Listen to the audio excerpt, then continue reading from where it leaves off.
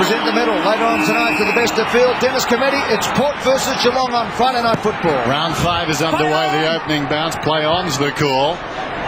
Burgoyne, the opening kick, not particularly effective. It wanders out towards the wing, and Milburn comes back and takes it on his chest. The middle short to Ling. Leaders in the clear to Hunt. Normally a marvellous kick, and this is no exception. Pinpoint accuracy to Kelly. Plays on immediately. Corey, 65 metres out, bounces it inside the forward 50.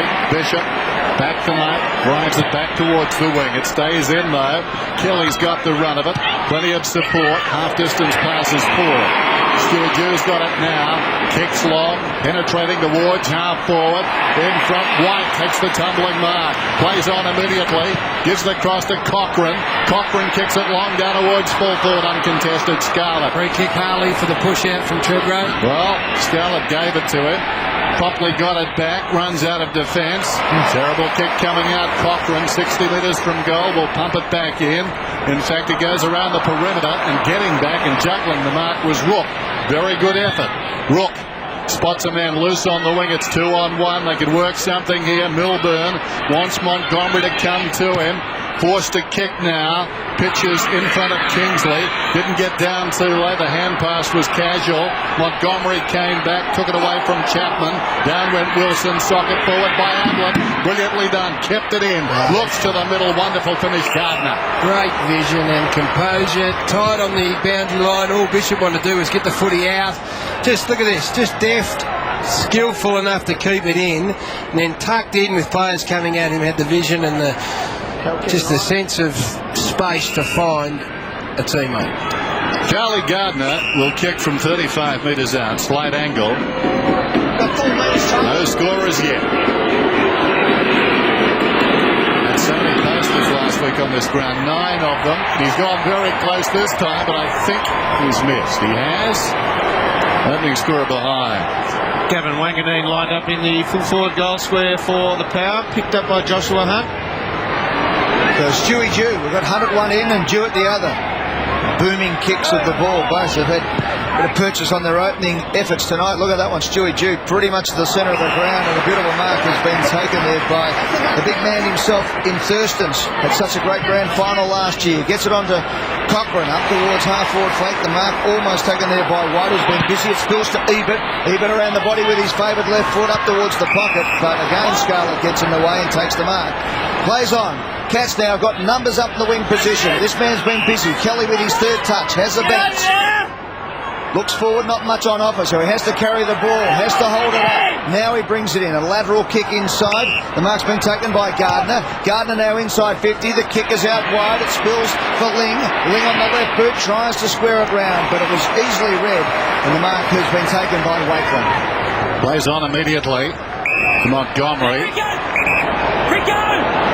Walsh offers. Here the umpire. The umpires tonight, McBurney, James and McInerney. Bishop. Now Corns. He's at right half back. Back to Bishop. Thought about going back to Corns. Now he runs it out. Kicks beyond the wing towards half forward. In from the side, Ottens. Treadway leading up the ground. Being called back on the mark. Intended for him. Ottens getting in the hole. To half forward. Not a good effort. Darryl Wakeland once more. He's got the ball at right half back. Terrific night for football. Cochrane on the wing is running. One bounce. And a couple from right half forward. Kicks inside the forward 50. White was he pushed in the back. No free kick. Franco couldn't find a way through. Treadway had it, lost it. Bartel grabs it. Kicks it out of defence. 3-on-1, but the one prevails. And lucky too, because Geelong had 2 free numbers if they could just get the footy to the ground. Late on the move through. Thank you. The kick now up towards full forward. Again the numbers with the defenders. Bartel sports Scarlett on that occasion. The relieving kick came out from Enright. Big contest this one. Wanganeen goes to ground. Chapman kept his feet. There's the result. Chapman's kick was a beauty along the boundary line. And Gardner, will he take it? No, he couldn't quite get there. So Thurston's keeps it in place. Suddenly Port Adelaide from nothing. They've got a bit of a chance. Due with the handball inside. Thurston's kept running. He's dispossessed though. Now it's Chapman. Now the turnover is complete. It goes Ablett now swings onto the right boot. Look at this. No one within 100 metres virtually up forward. Mark was unable to be taken by Kingsley off the ground with the Bishop. Now Ling leads the race for the ball. Hard at it. Picked up by Kingsley. Tackled. Goes to ground. It's picked up by Walsh. No, it wasn't. He couldn't quite pick it up. They've got the numbers back there. Back to Bishop. They're mucking around Port Adelaide. Can they get it going now? Bishop finds a bit of space. Heads up the wing. But it's going to be another context.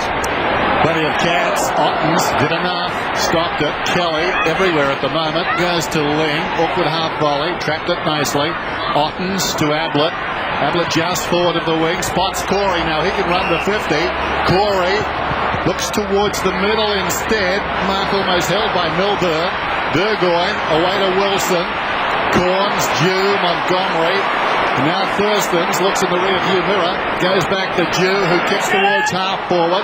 Treadway couldn't complete the mark, charging through his Harley, jams it on the boot back towards half-forward. This game being played between the respective half-back lines at the moment. Wanganeen to Treadway, just forward of the wing, goes down towards the attacking 50. Ebert comes up, spilt the mark, plenty of time to recover, used it all, gets a hand pass away. Corns, twisting, turning, 45 metres out, lines up, good looking effort, great goal, hard working goal.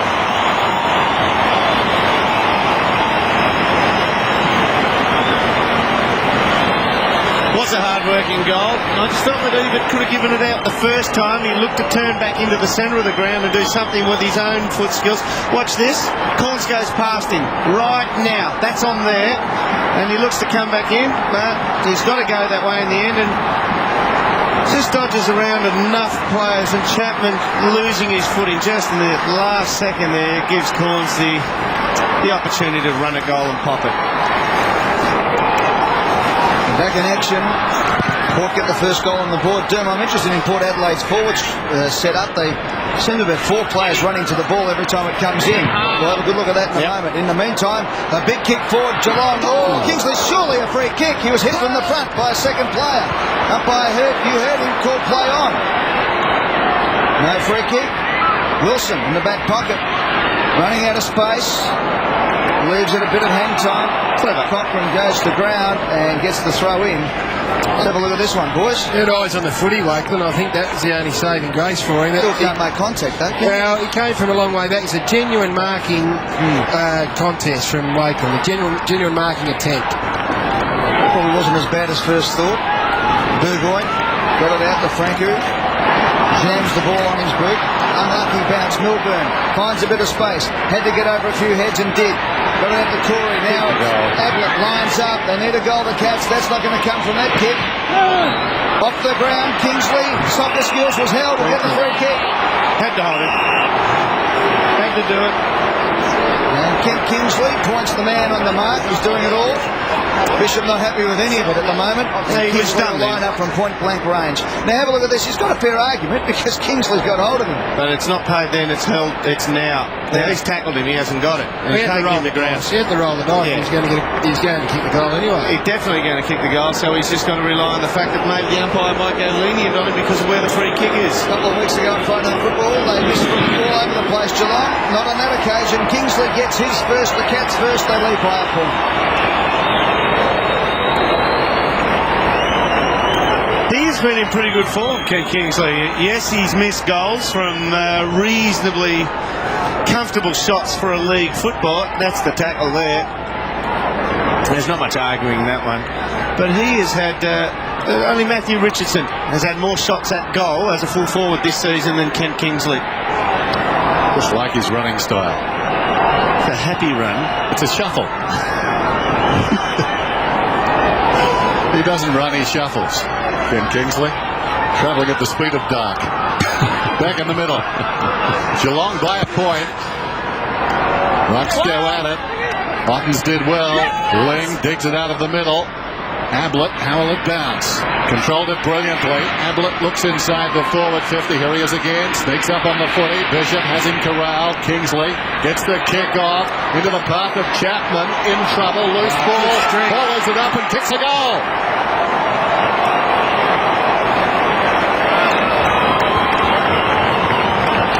This is just great strength from Paul Chapman, and this is the value of Chapman and Ablett, the two small forwards who work so well together.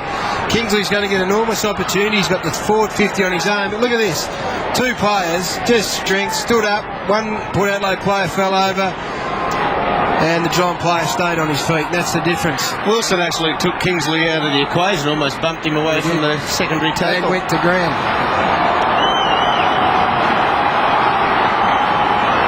You've got to stay on your feet. You've got to stay on your feet.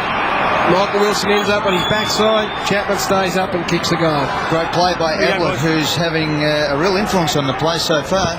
Some deft touches, 6 disposals for young Gary Ablett. Peter Walsh got the job on Ablett. Lost him in traffic a couple of times. Well done. Ball comes out. Good umpiring there. The direction was loud and strong. Montgomery with courage takes the mark.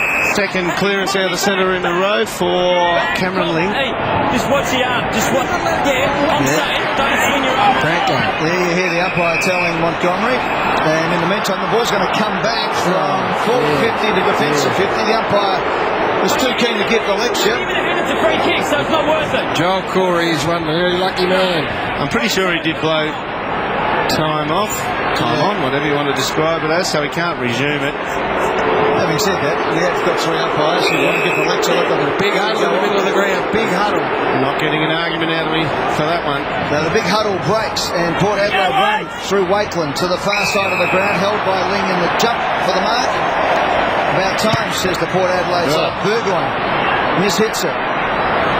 Franco, beautiful play. With 2 dodgy knees, he did it beautifully. Inside 50 of the kick was magnificent. Lace out onto the chest of the Brownlow medalist, Gavin Wanganeen. That is the most encouraging thing I have seen Josh Franco do since he's resumed, since his knee operation. The ability to turn then under pressure. He outturns somebody who's had no injury problems, that we know of. And this tactic of playing Wanganeen deep keeps Josh Hunt in that deadly left foot right back on the goal line. So Gavin Wanganeen coming in. He's kicked 190 career goals. And he now has kicked 190 career goals and 143 behinds. Let's have a look at Montgomery there. He didn't really connect. So the umpiring was good on that occasion. Wasn't sucked in from taking the ball off him, but gave him word of advice. Hunt searching, terrible kick. Burgoyne, chance to score, 45 metres out. Ditto, back to full forward. Hunt decides to hand pass this time to Ablett. Ablett drives it around the outer side wing, hangs a long time in the air. So did Ottens, took a great grab. Milburn, forward of the wing. Not his best effort. Wanders down towards half forward. Loose ball towards the pocket now. Wilson is the first back. Montgomery tracks it towards the line. Decides not to keep it in.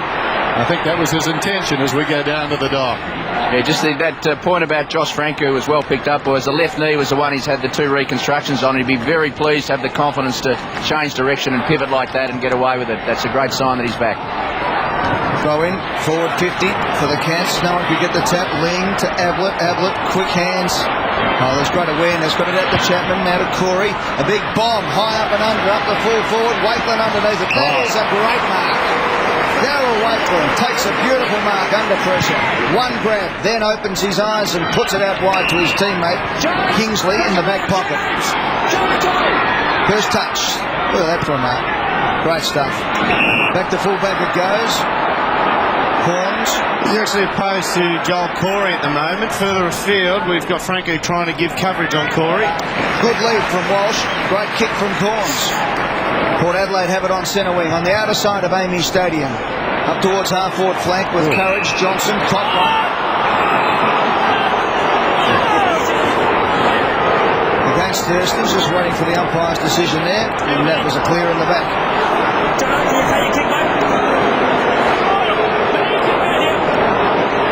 I don't think Toby wanted the contact all that much himself. And Johnson gets up a bit sore. Can't blame him, trying to turn away from it. I think just from looking at it, he might have got the stops down the back of his calf or his Achilles when Thurston's came through. Trot on him. Yeah.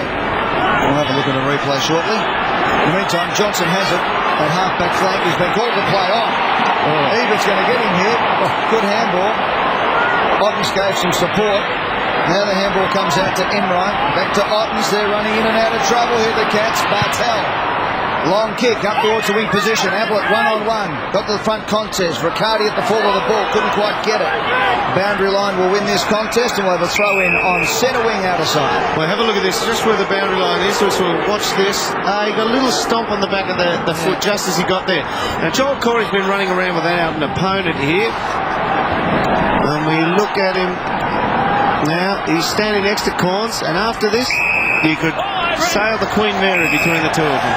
Speaking of the Queen Mary, Primus is getting a free kick on the outer side wing. Ottens over the top. The nimble fellows. There's Corns. He's in space now. Corey hasn't gone to it. Yeah, Corey's going to Franco. That's why. Straight after the clearances. Yep. Thurstons. There's Burns waiting to come on. Sorry, Dennis, and that leaves Bartels to try and go pick up Corns, which he's not doing successfully either. White spilt it. Treadway picks it up 50 metres out. Bangs it long down towards full forward. Even goes back, and that's a clever catch. What a catch from the mark. Just cradled it as it came in. That's 50 against Johnson, who really is in the wars. He is indeed. And this is an indication of a player understanding the capabilities of his teammate. Treadway's got an unbelievably potent left foot. Corns read that better than anyone else. He knew that he could get that sort of depth on his left foot. Read the flight of the ball, and that's the 50 right there. He's a smart little player, isn't he? Chip off the old block. The old man was an all-time great. After the penalty, Ebert gets the goal.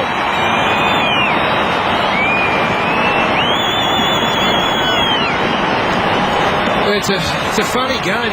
Both forward lines here have yet to really structure up properly. Johnson coming to the interchange bench, but maybe with the ankle, probably more likely with the indiscretion. But it's once the ball is won at about half back, and there's so much room and space through the middle of the ground, there's not an enormous amount of midfield accountability at the moment.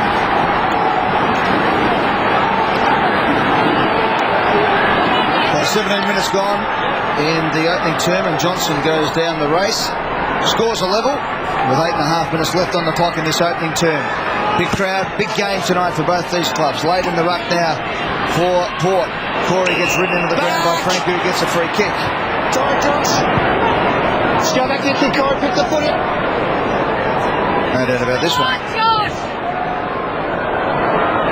Cats get the ball moving at the Kelly. Normally a beautiful kick. He kicks up towards the forward pocket position. Two players up. Burns has got it. Swings onto the left boot. Burns is high up and under kick. It looks pretty good from here. Fair effort. It's just faded at the last second and through for a behind. Yeah, we're not harping on it, Dermot, but Kane Corns has got to take control or put his hand up for a man, and James Kelly sneaks out the back and he gets a bit of the footy, and then you've got Bartel getting the footy. He's just got to find someone and put his hand up and play on him. They're rolling the dice at the moment, Port Adelaide, in their midfield. So Adam Kingsley with the kick out. Goes to the outer side, which is their want. Up goes Wakeland. Got up a bit early, might have been nudged in the back. Picked up by Burns for Geelong. Gets it out to Kelly. The Ling under pressure from Jude. Back to Kelly.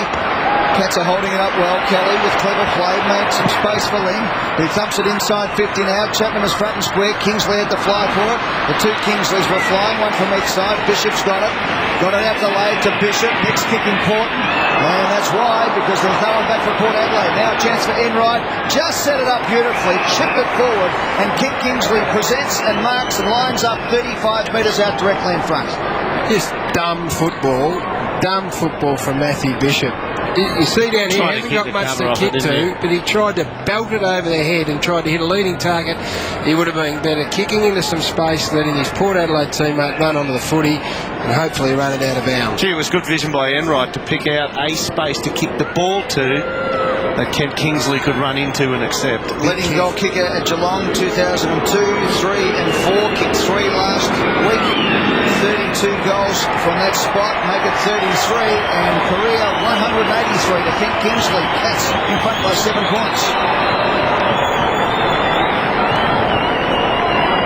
some justice there, because Matthew Bishop playing on Kent Kingsley. You make the mistake, you pay the price, your opponent gets the goal. Important that Kent Kingsley kicks well too early in the piece. We know about confidence, we know that he's had plenty of shots.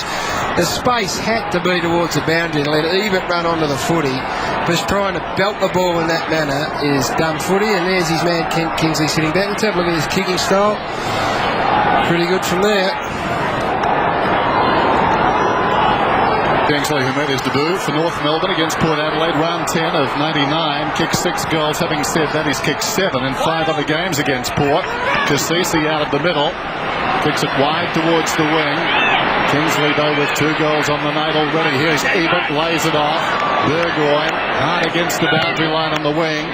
Goes to half forward. Jew's got it 70 metres out. This will be interesting. Looks down towards full forward, sets it up. Big pack and the drop. Thurstons. He's marked 15 metres out. Just a good pair of hands. The big kid, isn't it? I mean, we keep looking at him, we see, well, not a monster frame on Toby Thurstons. That's a big jump. And he's done it against a bloke who is no slouch of the spoil. He's marked that half a body height above Warren Treadrake. You're a fair chance when you know Jew's got it, though, don't you? It's coming in long and strong. Thurstons, 15 metres out, should convert, does. Geelong lead by a point.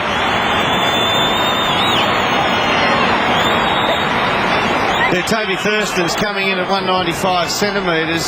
That's a 6'5". Have a look at the size of him. And Matty Scarlett's a big fella. And look at his head, half a head taller.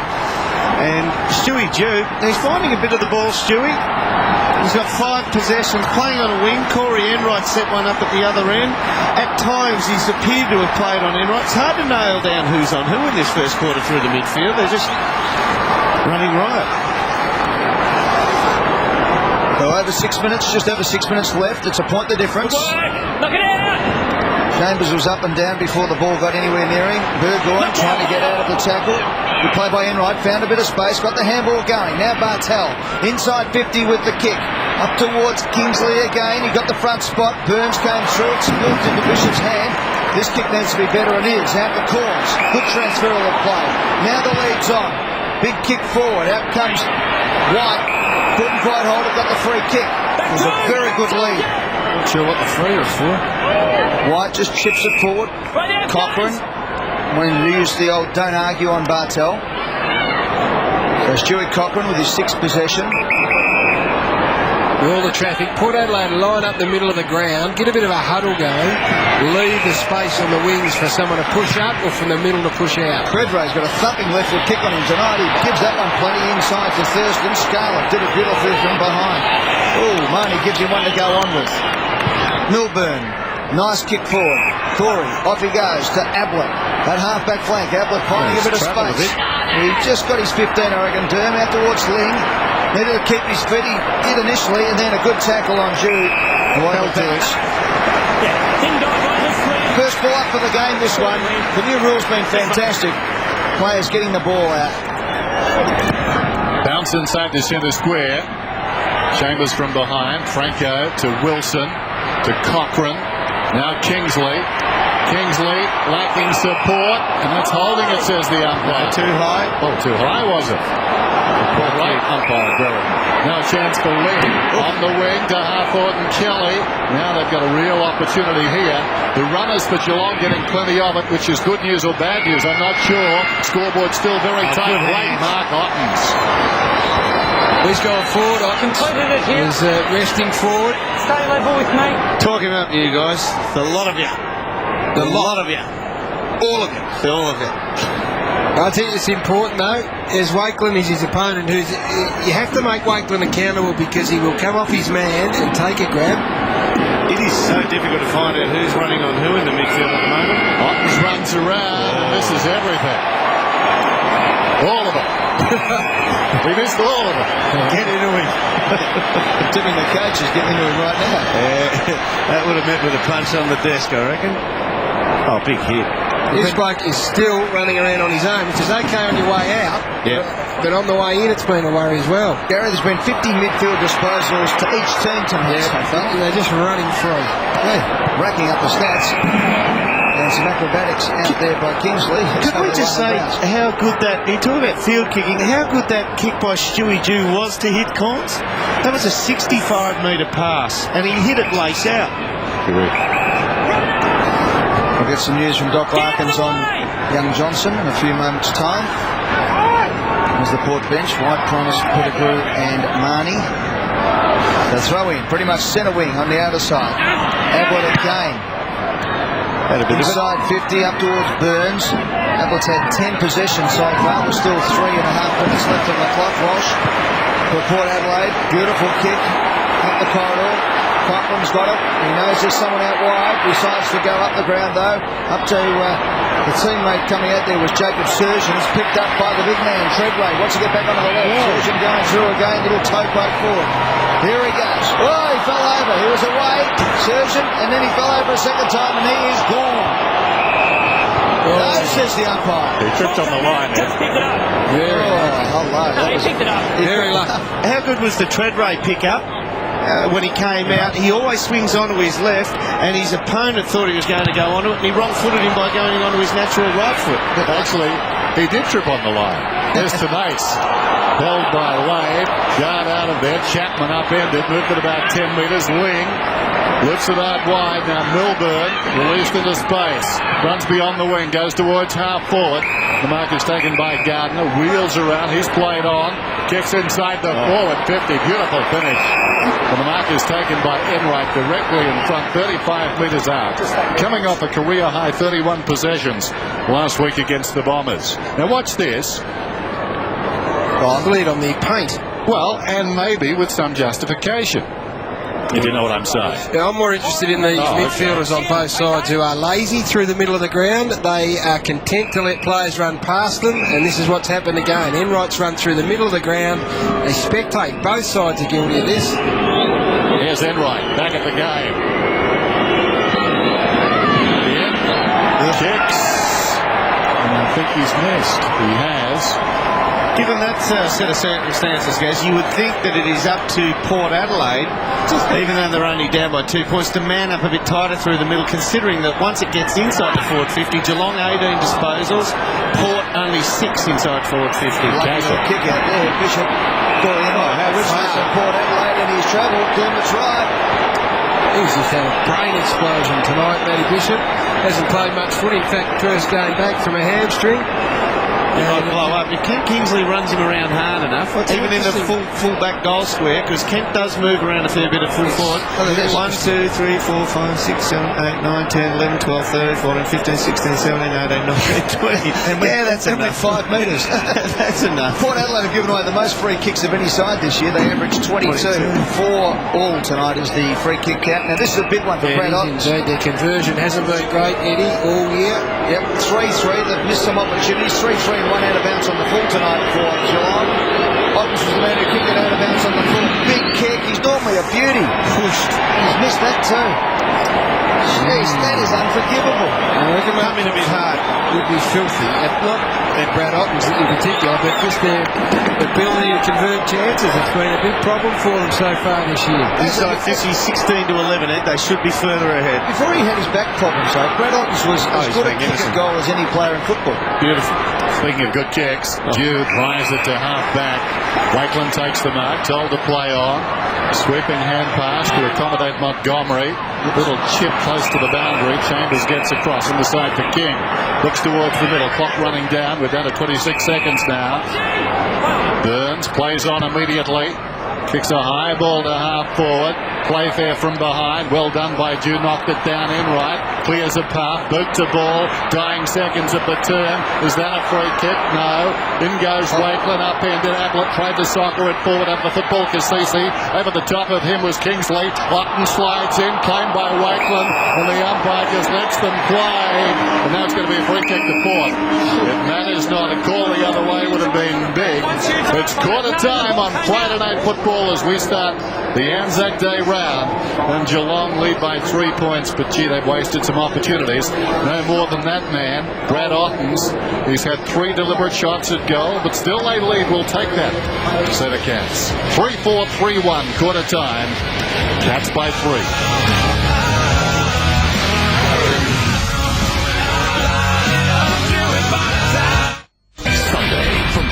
o'clock Eastern, live and exclusive Australia-wide. Join Clinton Grimes, Jared Healy, Wayne Carey and Wayne Schwass for a special 60-minute game preview before the Saints and Tigers get it on from the Telstra Dome. Don't miss a second of this Anzac Round Twilight blockbuster plus 60-minute game preview from 4, only on Fox Footy Channel. He's coming back. Not too many men will go 57 rounds with the catalogue man. He's a match. He sure tests a man's ability to stay true. Dougie McKenna could end this right now. All he has to do is take a sip of that average bourbon.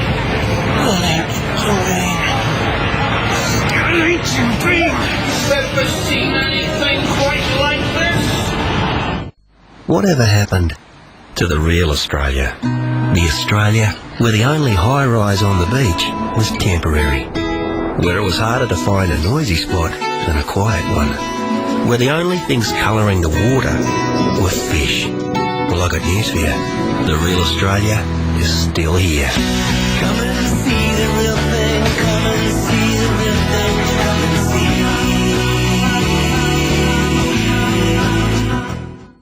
It's here on the back. This is a green back. He doesn't usually miss these. Oh, super tackle. Wonderful tackle from Hunt.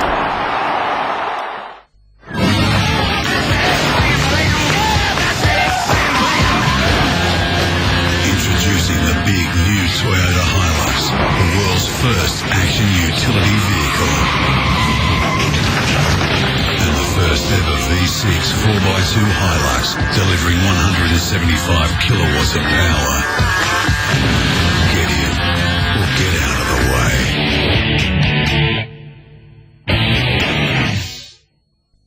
Do you like chicken? Do I like chicken? Send a chicken back because our customers demanded it. Hungry Jack's original grilled chicken burger with tomato, lettuce and ranch sauce. Flame grilled. I'm grilled. The burgers are better at Hungry Jack's. Anthony the Man Mundy. When it comes to sport, competing, I'm as confident as they come. In the fight of his life. He's going to be the highest mountain that I've got to climb. He's my Everest. A chance to reclaim the world title from the Danish hitman Mikkel Kessler. I'm just getting better and better. Witness from a ringside seat, Mundy v Kessler for the WBA Super Middleweight World title. Wednesday, May 11 at the Sydney Entertainment Centre. Call 136 100 to book now or visit Ticketmaster7.com. On Tuesday night, the highest flying swan of them all, Bobby. Not Mr. Tight Shorts himself. Warwick Cabot, plus a tough man with a promise and the Kangaroos, Johnny Casson. Grumpy Old Man, Tuesday on Fox Footy Channel.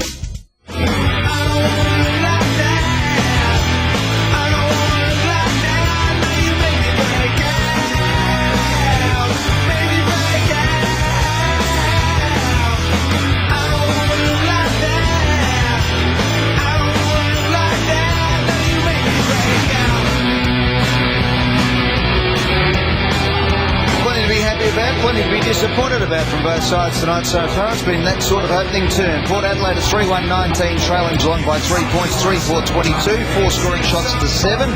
Kingsley with 2, the game-high goal kicker, Gary Lyon. Well, something Port Adelaide have done on a couple of occasions is when they do have a kick, say, at half-back, they've tried to keep the wings open. What you see here is they huddle in the middle of the ground, all get into the middle and leave this wing on the commentary side open, which allows either Treadray or one of their big forwards to push up into some space, or these midfielders to break into the hole. And what happens is it freed up some space for Treadray, but all these blokes in the middle of the ground, look, they're looking at each other, they're not sure who's on who, and that's why we see so much free-running midfielders who rack up possessions without any great accountability. Warren Treadray, one of those players. Dermot Brereton, the gun centre half forward in 5 day and night premiership sides. Well, Gary, going? Yeah, well, he's finding a little bit of the ball. Still got to move around. You mentioned he's got a gun left foot kick, the biggest non-dominant kicker. Now look at Tom Harley. Swings to the right, left-hand side of picture, guarding for that left-hand kick he runs around onto. Totally wrong foots him. And he's an agile fellow, Tom Harley. He's totally wrong-footed him by going out to his right. Comes back in eventually, but he's got swung onto the right foot. People know it is such a massive booming kick, his non-dominant left foot. They go for it. Tony Jones, boundary side. Well, the message from Mark Williams was pretty blunt at that quarter-time break, Ed, saying take more care out there. The turnover's just unacceptable, as is the tripping for that matter, just on the surface. Dry as a bone out here. There we say it, Ed. The only dew here tonight is Stewie. Good on you, Tony. It's a very balmy night in Adelaide, the city of churches. Dennis Committee for Friday Night Football. That's by 3 points, starting the second term. And away we go. Chambers hooks it down. Corey falling to the ground. Primus sockers towards half forward. Ebert was carried forward. Callan tries to reef it in. White did well. Now they work it forward. Corns gets it across to the long kicking man Kingsley, but he's put it through for a goal. Well, you can make any sort of argument to justify your beliefs in this game, but it just looked much more purposeful that first few seconds of the game. I mean, Ebert led Callan to the footy, then it was just quick hands, bang, bang, get the ball, kick it long from the 50-metre line. Corns was involved, and again Kingsley ran from the midfield. Again, this is this midfield accountability. How you can let your man run into your defensive or into their attacking 50 without any pressure is beyond me. Well, that took 20 seconds, and Port Adelaide in front. Scarlett's swapped over onto Treadray. So Port Adelaide again through Corns, get the centre break. The handball's a bit wide for Walsh. Back to Burgoyne. Good pressure from Burns. Next handball important. Corns has picked up there. Good play from Kelly. Great play. Put the shoulder in, cleaned up his opponent, got the ball out. That is the trifecta in football you want. The kick from Ling forward though. Didn't have enough on it. And a strong mark has been taken by Thurstons, who's doing well at both ends of the ground. Thurstons also slips over it. Tony Jones says there's no dew on the ground. Well, they're falling over at the moment. Burgoyne, or Stewie, of course, other than him. Interesting to see whoever's getting picked up by Matty Scarlett is assuming the up-the-ground centre-half forward role. Anyone who gets Matty Scarlett comes up the field. They want Scarlett up the field away from goals. Montgomery to a contest. Treadway was held behind the play. Free kick. We'll get the free kick. Warren, come around, please. Thank you. So Warren, as the umpire says, and he's got the ball at half-foot flank. Comes back on the left foot again, into the pocket to Wanganeen, and over the line of dribbles. We'll have a throw-in. Interesting, I called that Scarlett notably turned around to Tom Harley and said, let's swap, and he went to Treadray because he was close to goal. As soon as that happened, Warren ran up the field and Scarlett said, no, you take him back again. They're just trying to drag Scarlett away from the goal square or away from being within 20 metres of goal. Boundary throw-in. Primus needs to be careful, clean possession. Wayward kick out of bounds on the full. Not a bad risk to take though against the young ruckman in Paul Chambers, the experienced of Primus. Almost snuck a goal. Hunt, the short one, to the pocket. Rough. Enright. Told to play on. Comes out to Milburn at right half back. Looks back towards the middle. Chambers comes to him. Completes the mark. Runners alongside. Chambers. Well, he missed the moment. Now he has to go back to Milburn, who goes to centre half back this time. Enright. Long towards half forward, pushing up the ground, a chance there for play fair. Ling behind, gets a hand pass away, intended for Burns, knocked out of there by Kelly. Well done, Corey. Good tackle, Primus. It'll be rewarded. The advantage be paid, I doubt. It's a good decision by the umpire. It's the right decision. He had to call it, didn't he? Yeah. Good umpiring. Primus to Kingsley. Man on Montgomery to the outer side wing. Knocked away brilliantly by Burns. Montgomery slows down. Now that may have come off the boot of Burns. Great effort by Burns. That'll be interesting to see because Montgomery thought it through as well. It was clever football all round. Great by Burns initially to go back on Montgomery. No. Montgomery Burns.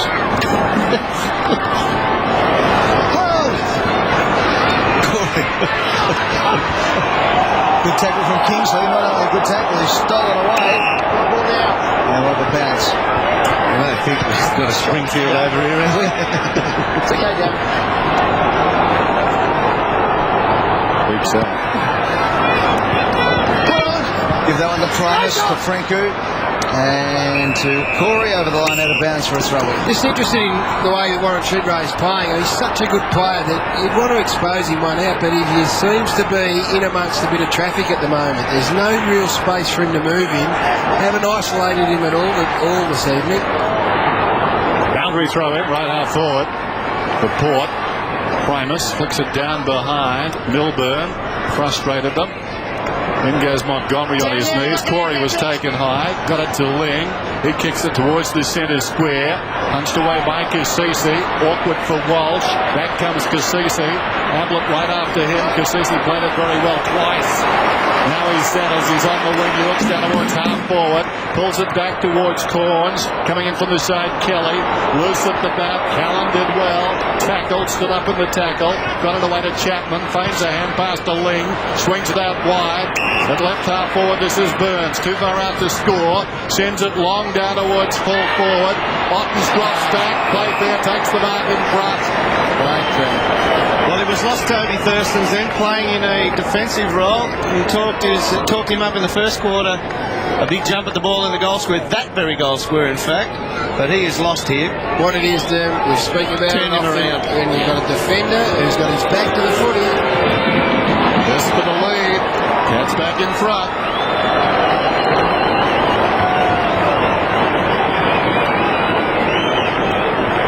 Everyone talks about that pagan paddock, if you like, and the success they had with it. A lot of the reason is that you've got a forward that's running back, you've got a defender who's got his back to the footy.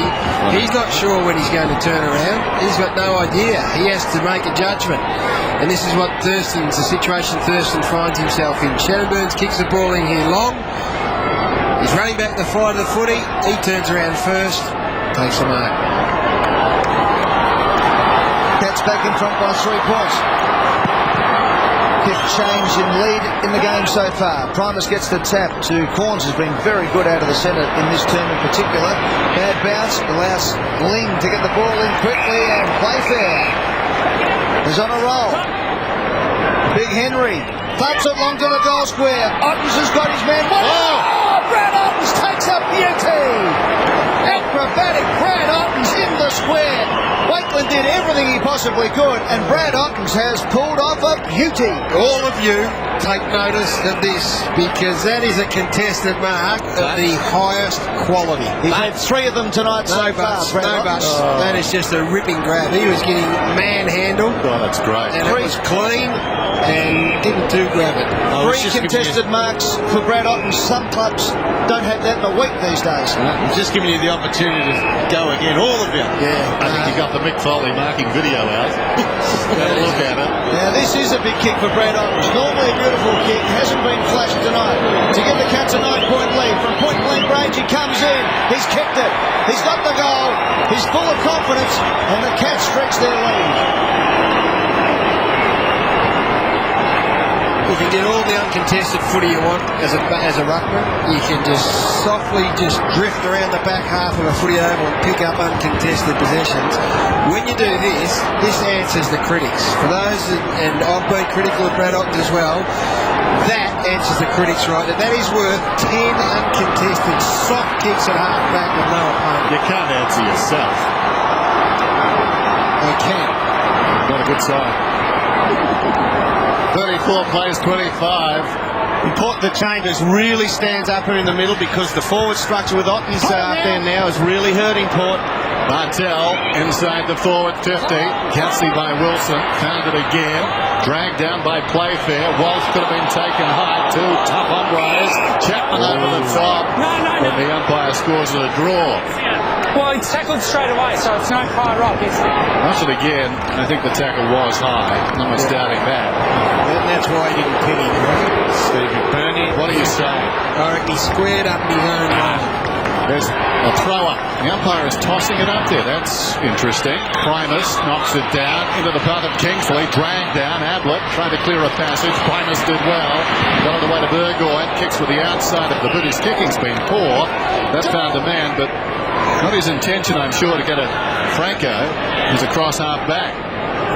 Got a bit of head of steam here, the Cats, and a little bit of momentum. Yes. Testing time for Port.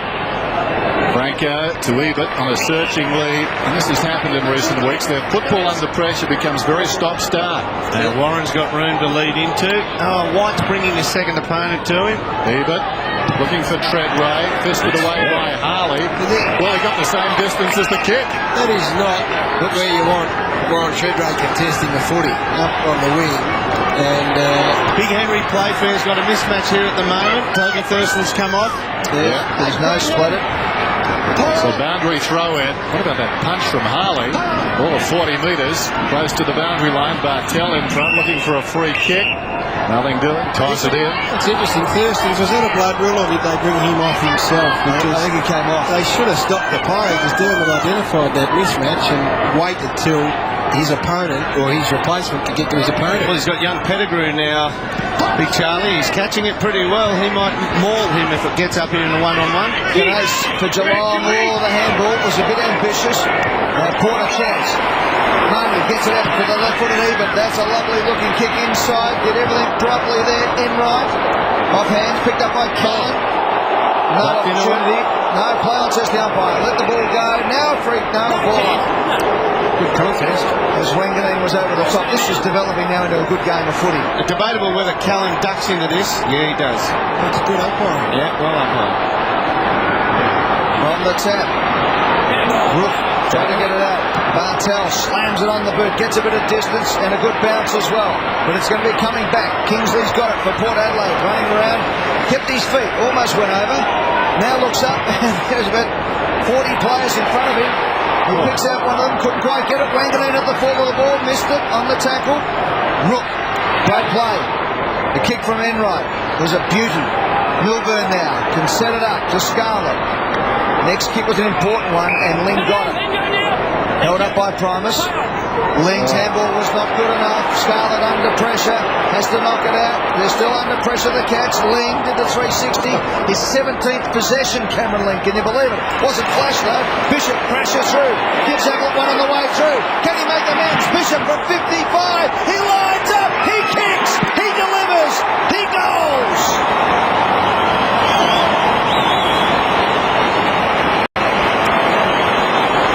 Big Matty Bishop has clawed back a couple of giveaways he's made in the first quarter, and he's legitimately playing on the last line of defence at the moment. You call Kent Kingsley, he's drifted up into play, hadn't got down into Geelong's forward line for about 3 minutes. He goes kick chasing, he takes Bishop up into the middle, he just runs past Kingsley. He's got some pace for a 6'4.5", 6'5" player. Good return.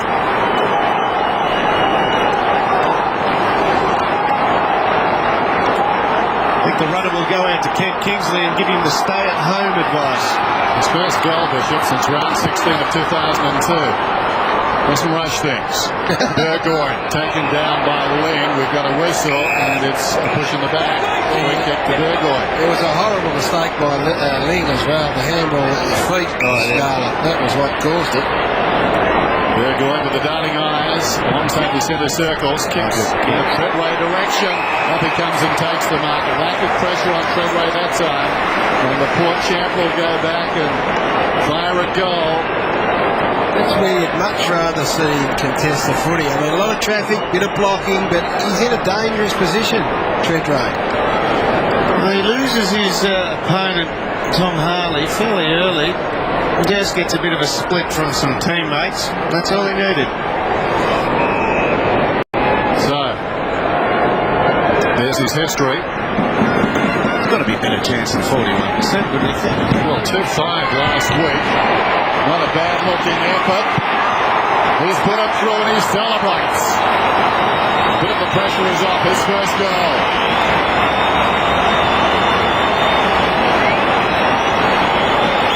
Good answer. It's a good answer because, like Kingsley, he's had some problems. Isn't it amazing that it is? You got a team that's, the better part of 2 goals down. 3 possessions later, they're in front. You're talking about cricket can change so quickly. 3 possessions later, they hit the lead.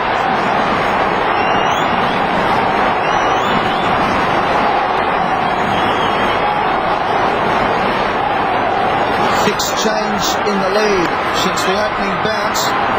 Cats got 2 goals in a row to go to a 9-point lead. Now Port have got 2 in a row to go to a 3-point lead. Just a manhandle. He took it out, said the umpire. And you roll that dice, you inevitably come up with snake eyes. 7-man defence for Geelong, Ed. Okay, the kick, fast break from Ebert. He's got a bit of a go-to man, Ebert, when they're looking for a target. He sets it up. The kick, though, was a little bit ambitious. Plenty of cats there. That was a great mark taken by Hunt. Got rid of Marty. Now, Hunt is also a good kick. But there's no one to kick it to at the moment, so he has to hold it up. All short passes on. Ottens wants to release. Does now to Scarlett, the only man in the defensive 50 for Geelong. Everyone so trouble again to Hunt. Goes to ground, gets it out. Callan over the top. They're mucking around. Look, that's where it all started. Port have had the last 5 inside 50s. I reckon Geelong had 3 inside the defensive 50s on that occasion. Now they go for the Cats, but it's coming straight back out again. They're playing into Port's hands here now. This will come out the other side. Primus lays it off. Pettigrew sends it towards the wing. Bishop close to the boundary line. Looks down towards half-court. Goes for distance. Hangs a long time in the air. Wide outnumbered. Scarlett come over the top. Roving the pack brilliantly. Franco, but then coughed it up. Rook taken front on. Rook drags his tackler. It was like hit her off the Cats, but it's a free kick. It's going to Port out there. It's going to White. It was a good tackle. Got on him like paint then. White 55 metres out. Miscues with a kick. And the mark is taken in front by Enright. So suddenly the Cats under pressure now. Short one. Scarlett shy of half-back. Geelong just need to settle here. Their defence under real pressure and showing it. Kingsley lays it off. Running up towards midfield. The kick from Rook. Punched away by Pettigrew. Rubbing the pack in front, Chapman. Still inside the centre square. Just gets through. And the kick as a result affected by the pressure from Pettigrew. And it bounces out of bounds outside the 50. And in the end, that was the best result, Gary, because there was no one inside 50 for them. Well, what they're doing is Geelong has pushed everyone up. They're trying to isolate young Pettigrew on playfair. So Kingsley's pushed up the ground and they've left him. Pettigrew and playfair one out. They just haven't been able to get him there for a contest. Playfair had to present to the kick coming out from half back, and when he couldn't mark it, there was no one to kick inside 50. That's why Chapman was holding it up. Geelong fans at home were probably screaming for him to kick it, and he's had no one to kick it to. Made a call a couple of minutes ago when Geelong had the run of play here that Chambers had to stand up in the middle to allow Ottens to play forward, put pressure on them. Well, Matty Primus, just dominated him in the last few centre bounce hit-outs, and now that Big Lade's got in there, he's getting no respite. They've had to throw Ottens back up there. And Gary Ablett. What's this one? A bit of the old... He was the doormat here. And then there was a bit of kicking from friendly fire, actually. The one that he copped in the mush was from a teammate. Ball up on the forward 50. Ottens now into the ruck. Good play by Kingsley. Took it on the run, then found some space to Wanganeen, but it's coming back. Kelly's got it. 10th possession. The boy from Sunbury's really shanked that one. He kicked it between the rock and the hard place, and he found Treadray. Kick to the trainer. Treadray's kick down towards the forward 50. Scarlett slipped over. Just fractionally after Thurston's did, and the ball bounces out of bounds in front of Ebert. Interesting play, Ebert. He has got a... He leads and presents really well, reads the play well. Got very good hands over his head for a relatively shortish type. The Gary medalist. His dad won 4 of them. There's a gun. Diving in there is Kelly. Otten's on his knees to Corey. Well played to Ablett. Ablett's away. Bring it up towards the wing. Coming on the lead there is Ling. Bounces off his chest. Corns over the football. Ling fights on. Pettigrew's got him, and they tie it up effectively on the wing. Corns has gone to Ling, obviously as a result of Ling winning so much of the footy. And Matty Scarlett, every time a third string forward comes on the ground, Matty Scarlett goes to him rather than taking the big gun, Treadray. Corns taken down by Gardner. And no chance. He just got a message off the bench, Corns, to get back on the ball, and Kingsley's now gone back with Ling, who's going to the full forward. Charlie. Took it to mean get back on your back. There's the bounce. Ottens held without it was laid. Will advantage be paid? I think so. Well, there's no advantage there. He'll have to bring it back. Good umpiring. Not at all, Brad. So Lade's got it. Warren's got to be the target, doesn't he? He is. That's not right. Targeted his teammate on that occasion. Well, he shouldn't have been there. Well, that's what I was saying before. Early on, White was just getting in the way in the first quarter. They were all running to the one spot. You've got to have understanding and make multiple leads in different directions. That's a big Up he goes. It was all set up, and he took the mark, big guard, and now the Cats are away. Into the open goal goes Enright. He's got the kick, he's got the distance, he's got the accuracy, and the Cats have got the lead.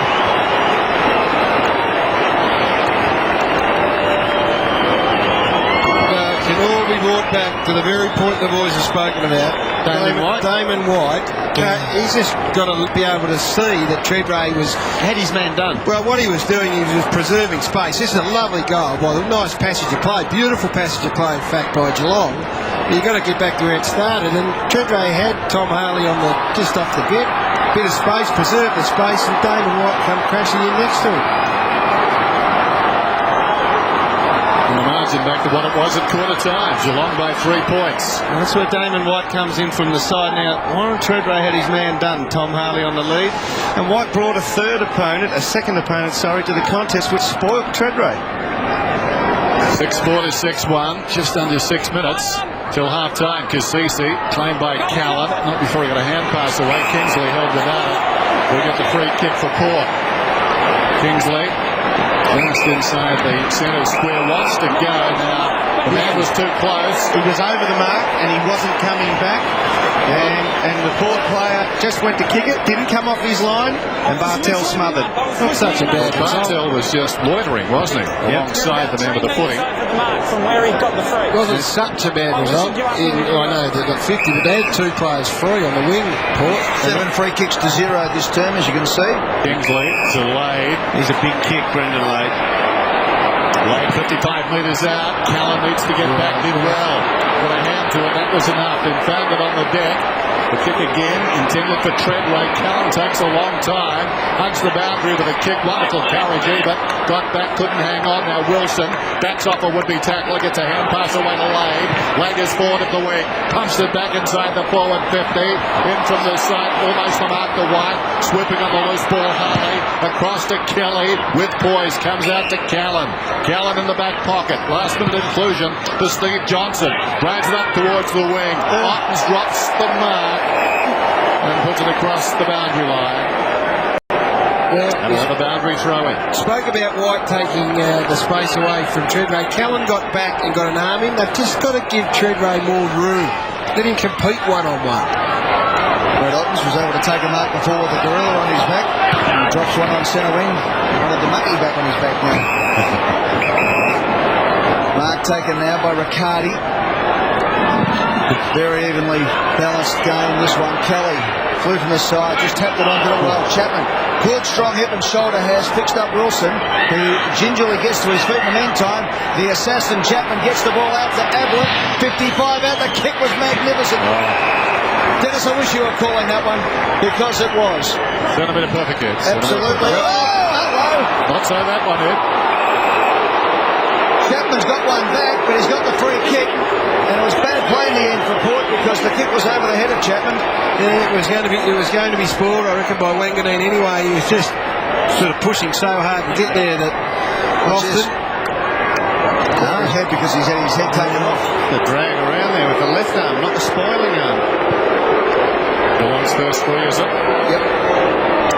And a big one too, to stretch the lead to 9 points, which is the game-high lead so far, enjoyed by Geelong at the 7.5-minute mark of this term. We've been going 23.5, and as you can see, ticking down to 4 minutes left in the first half of football. A big kick coming up for Chapman. 45. Puts them, 9 points to Cats. Good play by Chapman.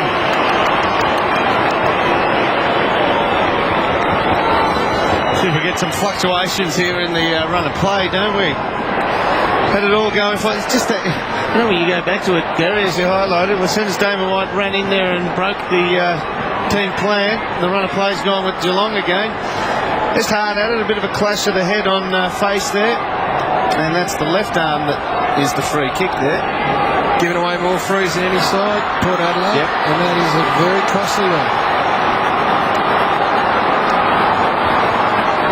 Wilson met very solidly. Dim, I think we've got a trend developing. The last 2 goals Geelong, before that 2 to Port, before that 2 to Geelong, before that 2 to Port. We'll have to go with the trend there. Like the rumba. Beautiful. Back in the middle. Whoa, up very high was laid. Burgoyne, to his own advantage, slipped over. It is slippery out there. Lee, inside the centre square, kicks inside the forward 50, Wakeland. These Wakelands so good so often. Wanganeen measures the kick. It's marked on the outer side by Pettigrew, the young man from West Perth. Wakeland's on right across the ground here. Looks at him. Not this time. Just chips it beyond the man on the mark. Tracking back is Bishop. Jimmy Bartell's got him. That's a free kick. What a great tackle. That is a free kick. His legs just went from under him. Long time going, wasn't it? That could be 50. He's not giving it up. Jimmy, come here. Even the umpires know he's changed his name. No longer James, he's Jimmy. And that's the way it should be. It wasn't James Morrison and the Doors or James Hendricks. As the ball goes down towards half forward. Behind, I'm dating myself. I know Pettigrew. Well worked. Franco Cassisi kicks it up towards the wing. There he is again. Jimmy on the angle. Well played. Walshy's got him though. Flung out of there. Burns gets a hand pass away. Riccardi. Well, Riccardi a fumble. A couple of fumbles taken down. I think he's feigning a high hit. Not sure. Port players all over him. He's a bit lucky, Riccardi, I think. He knew he was in trouble. I'm not sure anyone struck him on the head, but I'm willing to have a second look. Yes, he got a knee. He got a knee, but made the most of it. Yes. That's a free kick to Port too. It could be your date at the Logies next week, Dermot. Best actor award. Actress acting. There's a chance for Gardner. He comes out to Burgoyne. Burgoyne kicks. No, lovely kick. Up the corridor. Who would have thought that would work? Corns has got it. Corns has got it. Long kick.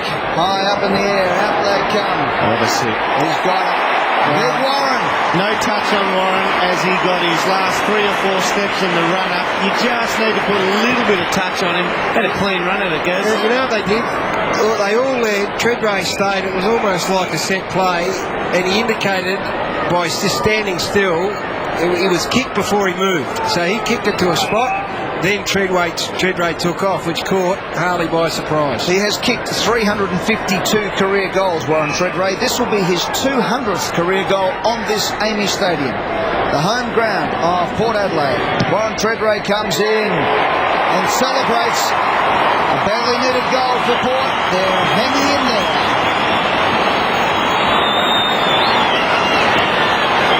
Well, we could continue with this trend then. We just need one more to Port, and the trend is just well and truly set in. That's my idea of a great night, Dylan. Watch this ISO footage, though. But there was touch there, no touch, an easy run, an easy jump. Well, there's a slap on the back of the head, but that won't bother Warren. Not when you get the 2 calicos in salute. Good game of footy, Friday night football. Margins back for 3 points. Primus knocks it down. Burns had it, lost it. Burgoyne going out backwards. Corns to Jew under pressure. Gets the kick inside the forward 50.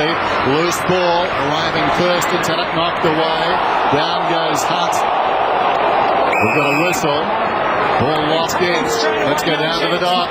Yeah, just Brad Ottens, you might notice him sitting well up forward for Geelong at the moment, out of the ruck. He's just had a dislocated finger pop back in. Dennison is just trying to work out if he can feel his hand again. Thanks, Pete. Bounce, Primus, effectively. Cassisi, he must have ducked. Taken down about 45 metres out from goal. No chance as the umpire. This is where we saw Ottens up the other end. Primus got a clean hand and a tap out there. He could be very dangerous against Chambers here if he mauls him and puts it right into the path of a goal-kicking power forward. At least we know Ottens has got his finger out tonight. Burstons knocks it down. Cassisi falling to the ground. To Cochran, who snaps down against full forward. Back the back man. Treadway goes in for his third. Why would you not play Warren Treadway anywhere else but where he's been for this quarter? He was getting so far out of position early in this match. He was pushing up to the wings. He was not dangerous at all. And all of a sudden now he's got Tom Harley into that 30 to 35 metre back towards goal, and it's been a completely different story. Well, the fullback of the last 2-3 years is sitting down there as Warren is taking his last 2 marks within 10 metres of goal. And the fullback of the last 3 years is not playing on him. Well, so he's out of form, Scarlett. Are they protecting him from the likes of Treadway? I reckon as soon as Scarlett goes to Treadway pushes out. Yeah, he does. I said he runs up the field, but 8th change of lead in this game so far. The trend continues of runs of 2. Port have got the last 2. Treadway's kicked the last 3 for Port Adelaide. As the ball goes forward, here's the danger man. It spills the Burgoyne. And a nice drop kick inside 50. But that's it. And there you go. A 6-point turnaround from quarter time. Port Adelaide with the last 2 goals of the term. Lead by 3 points going in at half time. Saturday, your massive Round 5 AFL action is all here. From noon, join Jason Dunstall and Wayne Carey on Fox Footy's Saturday Central. At 4 o'clock, live from Subiaco, Fremantle clashes with Carlton. Then at 7, the Western Bulldogs tackle Adelaide, live from the Telstra Dome. Here's your Saturday lineup. At midday, Saturday Central, live. Dockers and Blues, live from 4. Bulldogs and Crows, 7 o'clock, live. Followed by the Swans and Demons, the Kangaroos and Hawks. The long weekend is the perfect time to get into that big project around the home. Halogen Tripod Work Light, just $28.89. Aluminium work platform, great value at $59. GMC air compressor, a low $98. Sun King folding clothesline, just $49. Garden spade or fork, only $6.98 each. If you happen to find a cheaper price on a stocked item, we'll beat it by 10%. Bunnings Warehouse. Lowest prices are just the beginning. We're here in Melbourne to relive arguably the greatest moment in grand final history. Unbelievable moment. And to help us, we have Mr. Wayne Harm. All right, it's 1979. It actually looks like the Pies are going to win a flag. That is, until Harmsy here comes to the rescue. You're going to come running in, slide along there, and it's going to be wicked. Yeah, we like it too. Goal square! Harmsy, goal square! He does it to Sheldon! Goal square! Yes!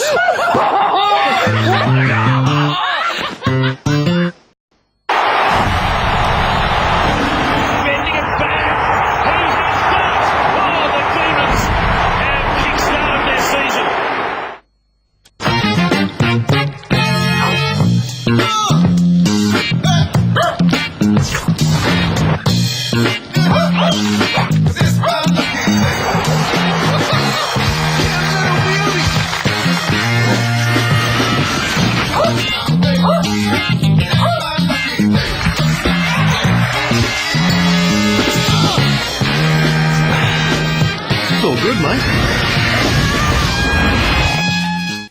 Whatever happened to the real Australia? The Australia where the only high-rise on the beach was temporary. Where it was harder to find a noisy spot than a quiet one. Where the only things colouring the water were fish. Well, I got news for you. The real Australia is still here. Come and see the real thing. Come and see the real thing. Come and see.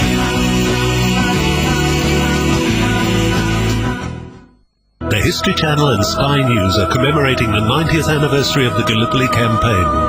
Whether it's up-to-the-minute live Anzac coverage from Australian and New Zealand services, or events from Gallipoli, Sky News will take you there. Know the story behind the news as the History Channel celebrates Anzac Day. Join Russell Crowe as he narrates the colour of war, the Anzacs. And the Anzac spirit comes alive with the Australian premiere Gallipoli Untold Stories. Join Sky News and the History Channel this Anzac Day. Enjoy the big hits and great goals. Oh, good play, Cracker! Over to his brother! As we unlock the Fox Footy Vault. Tuesdays on Fox Footy Channel. From the Fox Footy Vault, Tuesday. Welcome Welcome back to Friday Night Football. Big night tonight, and as we saw in the scores coming up there, that quarter, Port Adelaide able to kick 5 goals straight. Geelong kicked 4 goals straight. It's Port by 3 points. Let's go down to Tony Jones' boundary side. Eddie, just want to draw your attention to an incident immediately after the halftime siren. We'll roll the vision here. Bomber Thompson, you see the bottom right-hander frame there. Now, he went out, which I thought to talk to his players, but no, it wasn't the players he went out to talk to. He was actually standing there shaking his head at the umpires as they came off. And you'll see here he's actually walking alongside them, uttering a few more, let's just say uttering something. It was quite audible to my ears, and a few others. The umpires know exactly what he said. He may find himself the subject of a fine as the week goes on. Port Adelaide had 12 free kicks to Geelong's 8 in the first half. Second half of footy from Amy Stadium. Dennis Committee on Friday Night Football. Margin is 3 points. Primus knocks it down. Wings in front. Couldn't control it. Down went Corey. Chambers goes after the football. Primus slaps it wide. In right. Only as far as half court. It was thumped back by Montgomery, who does a bit of work off the ball. Meantime, Kingsley goes down inside the forward 50. Swooping Finesse. Went to ground. Harley lost it. Diving in there is Corns. Wrenched away from him by White. And in turn, Treadway. Now Burgoyne feeds it back. Kick comes from long range. Kingsley again. Stopped on the line this time by Scarlett. Dragged up the kick. Wanganeen. Miscues. It goes straight up in the air. Back to Lade. Oh, what a terrible blow. Callan dumped it straight into the waiting arms of Brendan Lade. That is unbelievable. Just not a comedy of errors. Good defensive effort here from Scarlett. Then wasn't able to clear it. That would have been a goal under most circumstances.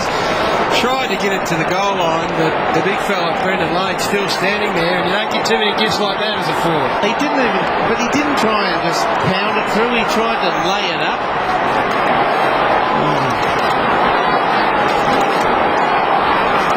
Port Adelaide now after their biggest lead. Looks this one again from Tim Cullen. It's all clear, they're away. Whoops, back he goes to Lade. Brendan Lade did well, the initial touch on the ball. He angled it back into the field of play. So Port Adelaide now have kicked 3 goals in succession. The first time that's happened tonight. Out to a 9-point lead. Must stand up here, Chambers. Some great hands by Primus too in that passage of play. Big centre break for Geelong if they can get it, but Primus took it out and cleared. Big one. As Dermot said, that's becoming a pivotal battle in the middle of the ground there between the rucks. Ebert will get a free kick.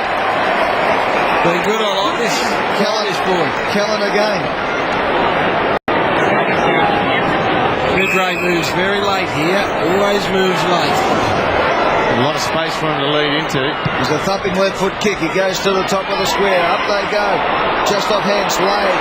Wanganeen flashes through. Does it beautifully. Finds a bit of space. Around the body goes with the kick. And can't get it back enough. It's through for a behind. Peter Burgoyne screamed for it then. Wanted the layoff. They set their zone very deep here, Port Adelaide. They've only got Wanganeen on the mark, and they're about 30 metres out the first line because it's in the hands of this man, Josh Hunt. 13-man zone, Jazz. Oh dear. Straight to Ebert. Unravelling at the moment. They just need to put a stopper on it here, the Cats. Just play a straight bat for a few minutes. Brad Ebert within scoring range. His teammates think he is. Dennis, he got a lot of advice from Primus and Wanganeen to go back and have a shot. Bomber Thompson just looking down. So Ebert. Angle opens up nicely for a terrible kick. Franco almost. Likewise Wanganeen. Corey though away to Hunt. So the danger passed at least for the moment. Hunt up towards the wing. Montgomery running out of the space. Well played. Gardner trapped it to his own advantage. Lays it off. Kelly has it. Forward of half back. Another high ball. Floats it down towards half forward. Thurston's on his chest. Lined up here. Thurston's inside the centre square. Burgoyne out wide. Lade looks down towards half forward.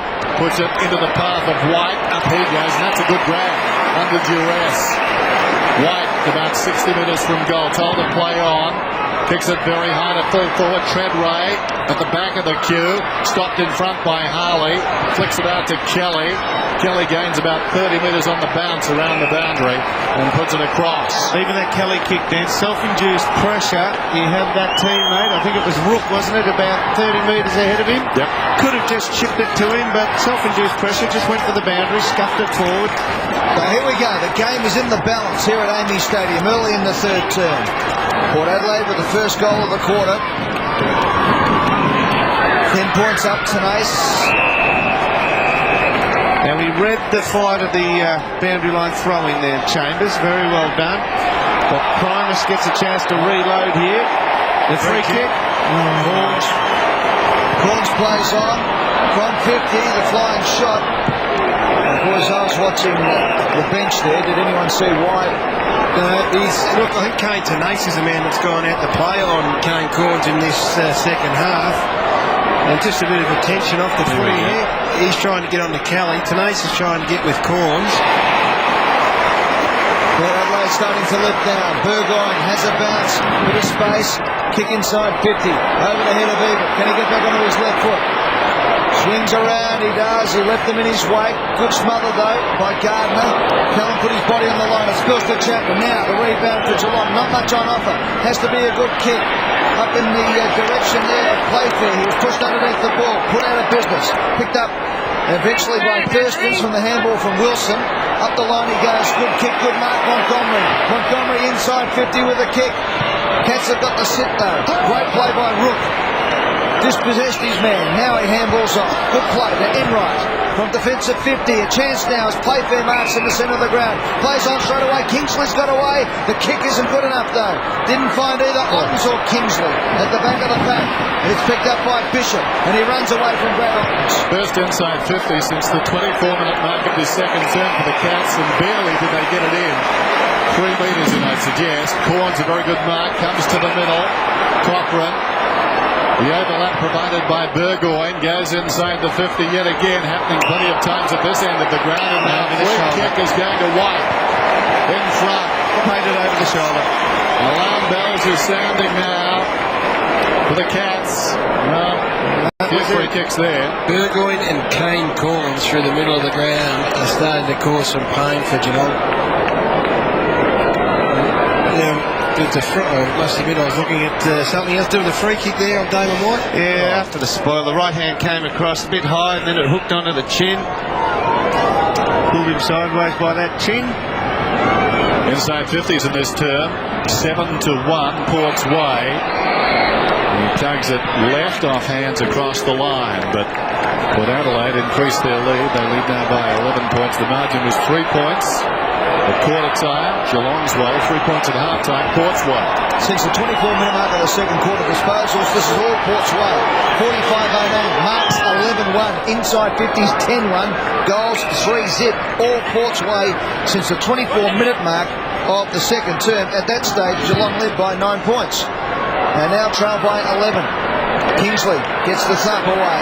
Franku dancing, did it beautifully, lays it off. Montgomery's kick inside to Burgoyne, who no one will pick him up. Who's supposed to be on him? He just keeps getting the footy. White. And Cameron Ling now is running alongside him. He likes to get the footy too, Cameron, so it's typical of the night. Dangerous again. Montgomery all alone, 60 out, puts it up to the top of the square. Out comes Treadray, flies it down 3 at the back of the pack. Free kick. And the free kick is going Geelong's way. Gee whiz. Oh, kidding. I thought Treadray was pushed into the Geelong player. Oh. Yep, he was. A bit lucky there, the Cats. Treadray got the push, cannoned into the other Geelong defenders. Oops. Corey caught fresh air. Jew slaps it on. Franku finding somebody, comes backwards. Cochrane inside 50. Treadray, he's there off hands. Ball the ball, Kingsley. Good tackle from Ablett, who's been quiet for a while. Off hands. Cassisi lines up the goals and kicks it. Great effort. 4 in a row to Port Adelaide.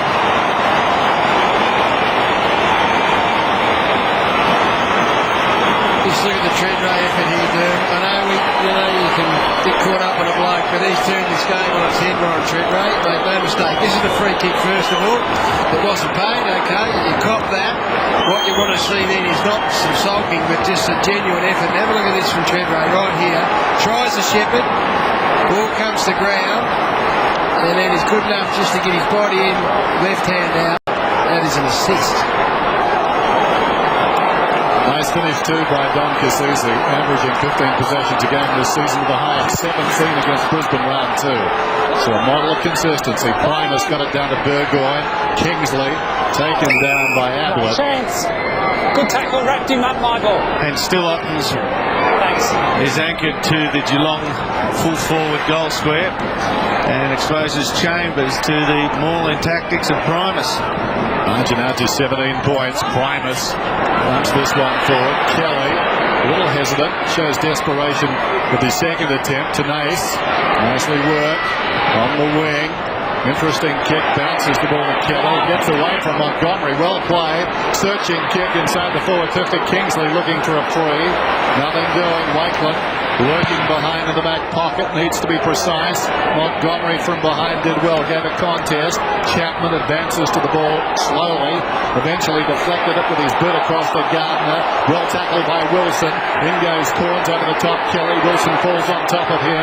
Down goes Chapman, pushed in the back, he'll get the free. Right, Kingsley and Ottens have got to give a bigger contest. The last few times it's gone in, it's come straight back out. They've got to give a big contest. Six Geelong players have been on the ground all this quarter, haven't had a touch. It's 41-18 Portsway with possessions. They're dominating. Chapman off his step towards the pocket. Set Kingsley a task. Wanganeen also in trouble. Could have been high. Good decision. Wanganeen slung across the boundary. Now throw it in, says the central umpire. So out of bounds. That's what we'll play. That's the possession time. That's indicative of how the game has swung in Port's favour here. Yeah, look, Cameron Ling has been playing on Peter Burgoyne all night. Burns, a chance onto his left boot. Come back. It's coming back. It's coming right back. Right to the line. How close was that? Ling for Geelong. Finds some space and Cameron Ling has kicked a big goal. The Cats needed that one. They're back in business.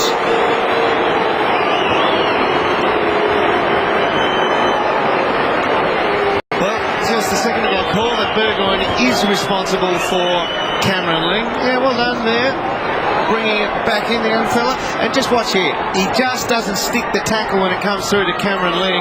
Gets there. I think he thought he was going to kick it then. Yeah, it's a bit of a half push, isn't it, to unbalance him. But they have just played individual games tonight and rarely thought of their responsibility to man up.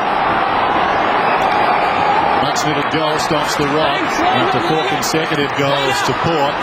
2 just before half time. Ottens crashed heavily. Burgoyne to Corn, smothered off the boot. Riccardi with experience out of the centre square towards half forward. Up goes Playfair and took a good catch. Playfair. Low penetrating kick inside the forward 50. Kingsley let it bounce to Chapman, who runs outside the 50 now. Twisting, turning, hard against the line, under pressure. Tugs it back towards full forward. Kingsley did the hard stuff, dropped the mark. Still gets away, takes them on. Kingsley across into the pocket. Cochrane pushed as he kicked. Now I think it did clear the line. It did. That's the call. So Riccardi will pump it back in. In fact, not beyond him. Decides to go short to Ling, who has the chance now for back-to-back goals. Moves towards the middle. Barely 15. Well, I would like to step that out. Peter Burgoyne points and yells to his teammates. Lingy's running forward to the goal square. Somebody pick him up. Exactly. 17 outs of back, but he's yours. The Cochrane kick was out in the full. Had absolutely nothing needed to get him to the boundary without going over. Barely 15. Burns has been good. In he comes. Kicks the goal. Great kick. Well done.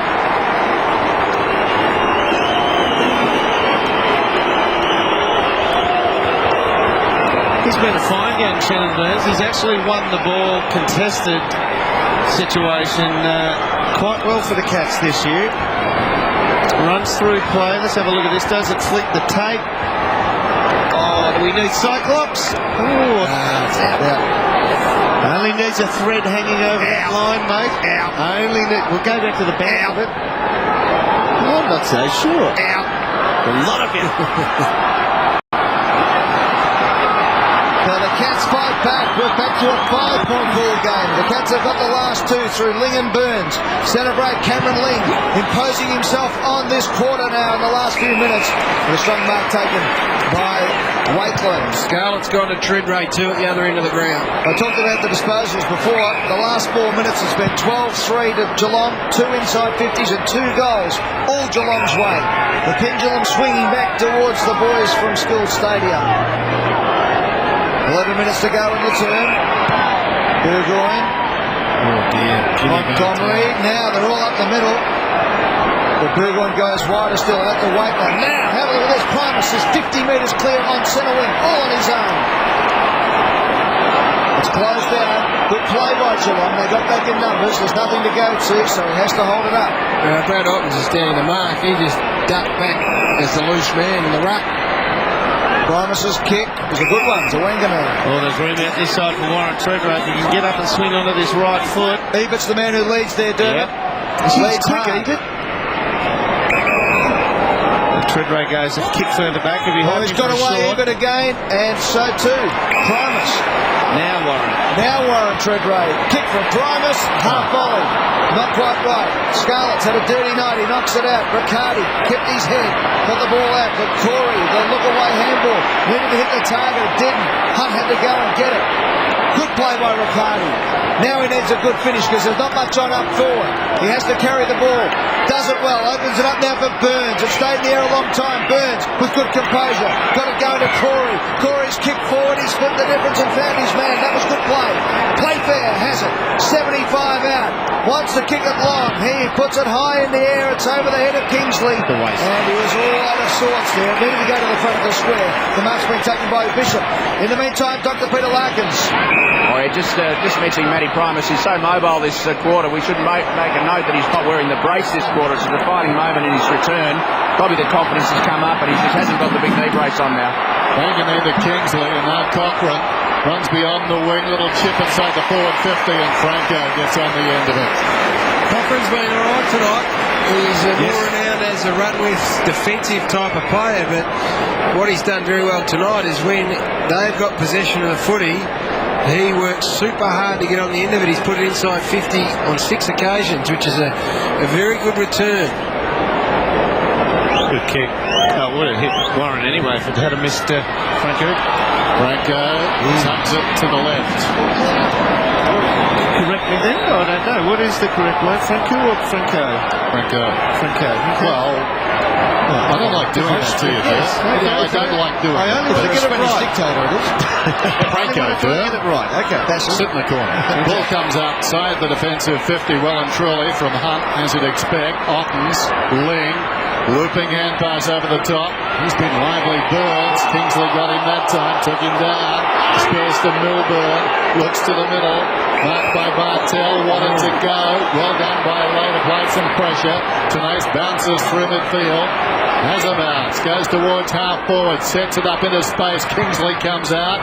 Follows the ball back. Can Bishop get there in time? No. Well done. Well played, Kent Kingsley. Scores a level. He's got 3.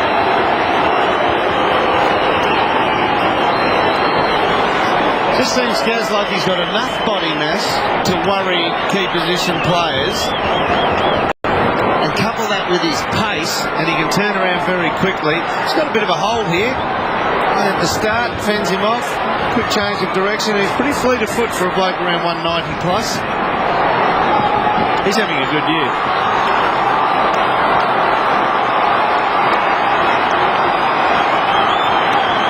Is this a close game? 10-4, good buddy apiece. Here we go. We've got the run again. Port had 4 in a row now. The Cats have got 3. They might get the 4 to just match things up. Dennis, this is for your benefit, of course. We love those trends, Ed. Dermot in particular. Oh, yeah. Malcolm McKerris on a Friday night. Ottens has been very good. Just holding up Primus's dominance in the centre here. He got a good tap out there to Franco. But it wasn't. Yeah, he didn't get the clearing hit. Oh, there you go. I'll tell you what, Bomber Thompson's speech at half-time to the players was good, but maybe not half as good as it was to the umpire. tries. A lot of space, a lot of room. They've had a good run. The Port crowd are absolutely filthy at the moment. It's 3 all as far as free kicks, but they've had a good run the last couple. The chest into him before the mark. That is right on the edge there. Yes. Darryl Wakeley. Room for Treadray. Scarlett guards him from in front. That's a win though for Geelong. If Warren Treadray's leading at footies here, that's a win for the Cats. Scarlett growing in confidence now, got his fist on the ball. I'm glad they've done that. We'll call that one for Scarlett. Hey, you are the leader of this back line. You take the kingpin of the opposition. Stand up and beat him. As the boys mentioned, dude, growing confidence, spoiling the ball. Well, what's 90 metres out from goal? Lot less pressure. Corey, who's lifted as well in recent moments. To Milburn, whose disposal's been good tonight. That is no exception. A beauty. Onto the chest of Cameron Ling on centre wing. Burns has been the live wire. He'll get it again here. Burns, he's got away. No, Ling goes inboard. To Corey, who kept running. Kick to the forward pocket was a good one, and Riccardi just held it up. Yeah, double-edged win here as well for Geelong, Eddie. McCarty goes forward. Corns went with him, takes the playmaker away from the middle of the ground, and Corns now gets, McCarty now gets on the end of it. To make it 4 goals in 8 minutes, Peter Riccardi. 60% accuracy from this position on the ground. 3 goals. If he misses with that left foot, he pushes it to the right-hand side. Let's see what happens here. He goes short with a kick and has muffed it up. He should have gone for home, the senior man out there for Geelong. They needed a big goal from Peter Riccardi. In the meantime, Corns clears for Port Adelaide. Goes with the outside of the boot. Bad effort. Wilson gathers the bouncing footy at left half back. Penetrating kick under the circumstances. Marnie, first back. Well, Enright beat the pair of those competing. Rook's got it now. Bounces one up towards the wing. Chapman did well. Goes after it with courage. Kingsley dived across his path. Somehow Franco got clear. Gets a hand pass away. Back to Wilson. Wilson, the low trajectory kept too low. Rook comes across, claims it, looks towards the middle. That was closed down. Hand passes over the top then to Milburn. Milburn goes to half forward. Kingsley gathers it nicely. 75 metres from goal. Stifled off the boot. Opportunity for Montgomery. Run down, but not before he got the hand pass directed for Kingsley. It's coming back to Montgomery. Taken high. No, Charlie, it's not. That's the mark. Montgomery. Well, I don't know where that came from. Poor hands. Anyway, Montgomery's got the free. Up towards the wing. Bartel with a judgment. Almost the mark too. Otten's hard down there for him. Cochrane to Lade to Franco. Back to Lade. Little triangulation of fire. Well worked. Cochrane kicks inside the forward 50. Who's lurking at the back? Well, fell forward. Ebert's got it. Instinctive. He snaps it. Goal! And narrowly misses. We'll have a look at Warren here. The give was on. Hands off to Treadray there. Had to be. Cochrane again put it inside 50. Pressurised situation. Port Adelaide back in front wire point. Oh, had to take it. Jimmy Bartel. Great mark. Cleaned up a couple of weeks ago. He needed to stand tall there, and he did. 11th possession coming up for Jimmy.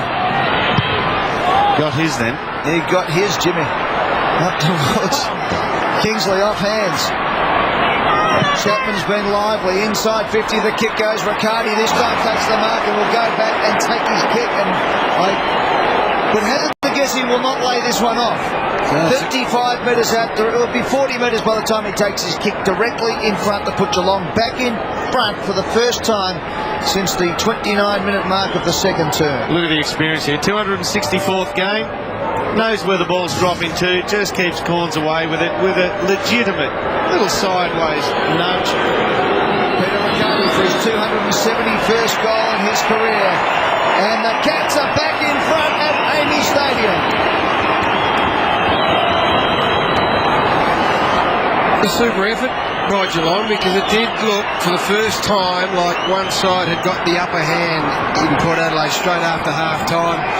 But you go back to really pivotal moments. That Jimmy Bartel mark out there on the wing with, I think it was Wilson that was bearing down on him. Yes.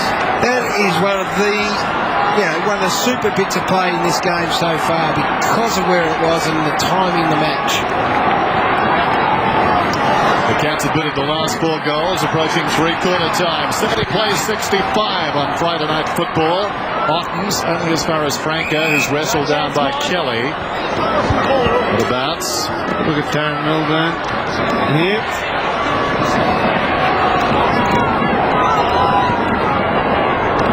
Oops. Cameron inside the room's obviously there. Knee injury to Cameron Milburn. Darren Milburn. Ottens interfered with. It'll come back.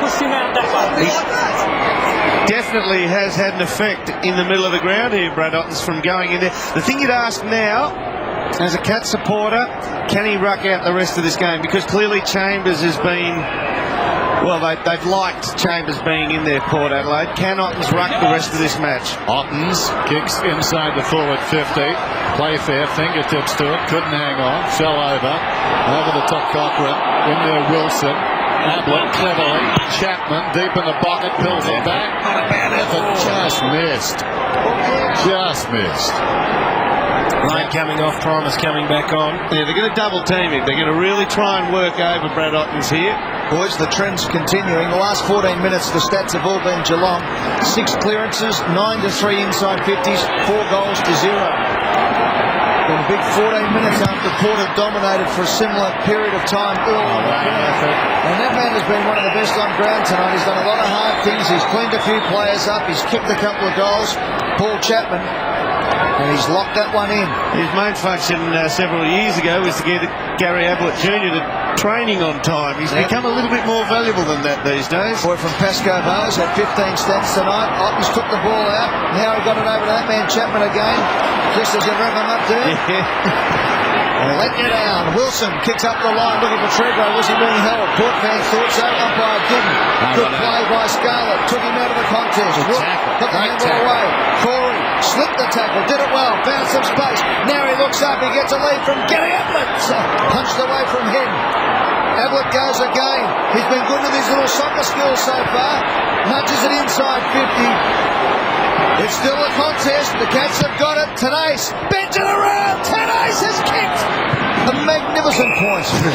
Jeez, it was coming back there for a while. That's a great kick. He had the soccer skills going until Cassisi exactly. dribbled him away. I tell you what, when the ball's on the ground and it's a one-on-one contest with somebody of comparable size, Dominic Cassisi rarely gets done, rarely gets beat. He's very good below his knees in the one-on-one contest. Under 2 minutes till three-quarter time. Here's Cochrane, shy of half-back, swings it out very wide. Wakeland runs hard. A runner inside. Walsh sent into troubled times. Gets out of it well. Walsh on the wing, goes down towards half forward. In front, almost the mark there to Corey. Recovers well, then he left it behind. Marnie could have been taken high. He wasn't ducking, he was going after the footy. And Riccardi, awkward situation for Riccardi. Did nothing wrong really, but the way they're playing him this season took him high. Short one comes to Montgomery. Just over a minute till three-quarter time. Port trailing by 7 points. A remarkable turnaround early in this term. Look, gone. Here's Walsh. Runs to the line of the centre square. Bombs it long. Treadway leads back. Takes the mark. Plays on. Gets the goal. Here's Port.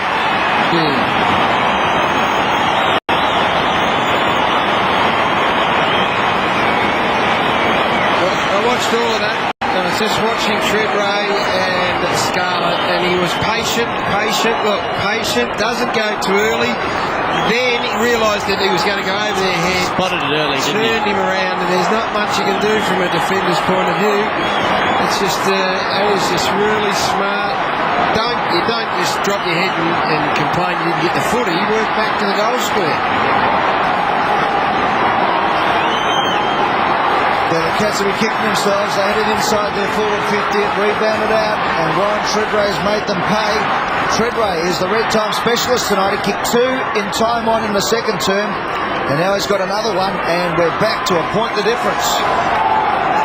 Inside a minute. Good contest. Play on.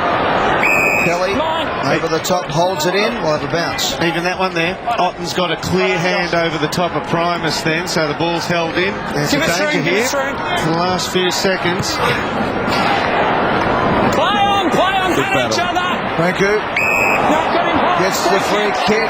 30 seconds to go in the quarter. Corns quickly gets it going, and Montgomery's all on his own. Montgomery goes long to the square. Out they come, a beautiful kick, and the mark has been taken by Pettigrew. This will be his first goal in his league career. This is his 5th game, taken at pick 46 in the 2003 draft. From West Perth originally, played 2 games his debut season in 04. This to put Port Adelaide in front on the siren. His first goal in footy does just that. There's the siren, and Port Adelaide get their noses in front, and Geelong, for the second quarter in a row, concede 2 goals in the last minute and a half of play. Yeah, that would hurt, no doubt about it. A little bit happening off the footy here. Hasn't been a great night for Tom Harley down there in the last line of defence, but hey, this game's going to go to the wire. It is as tight as you could hope to see. Well, the red time goals in the second term, Treadray kicked 2 of them from the 27.5-minute mark. On this occasion, it was Treadray and Pettigrew who kicked the goals at the 27-minute mark and the 29-minute mark again. So the Cats just let themselves down. They were 9 points up late in the second term, and on this occasion they were 5 points up. Have a look at that. Bartels and Bomber Thompson. We'll take a break. We'll be back with what's going to be a magnificent final quarter on Friday Night Football. Port Adelaide 12-5-77, Geelong 11-6-72. It's the Premiers by 5 points. At the special time of 5 p.m. Sunday, it's twilight action at its best as your Anzac weekend comes alive on Fox Footy Channel. Buckle up for St Kilda and Richmond, live and exclusive from the Telstra Dome. Join Footy's #1 commentary team every quarter commercial free. Digital subscribers, just press red to access even more options. Your Sunday lineup starts at 5 with the Saints and Tigers, live and exclusive. The winners' weekend highlights from 8, followed by the Lions and Eagles.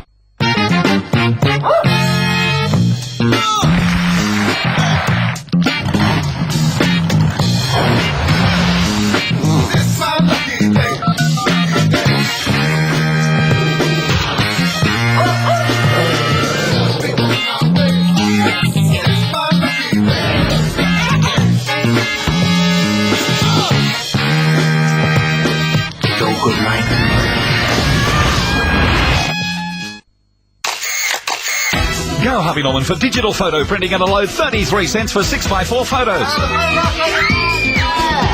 Capture those magical moments on your digital camera. Go to your nearest Harvey Norman store, place your digital media card in our easy-to-use digital processing centre, follow the simple instructions. Great quality 6x4 prints for just 33 cents per print. That's right, just 33 cents. Harvey Norman, your digital camera and processing specialist. Go, Harvey, go, Harvey Norman, go! Great goal. What a player! Daniel Wells. Whatever happened to the real Australia? The Australia where the only high-rise on the beach was temporary. Where it was harder to find a noisy spot than a quiet one. Where the only things colouring the water were fish. Well, I got news for you. The real Australia is still here. Come and see the real thing. Come and see the real thing. Come and see.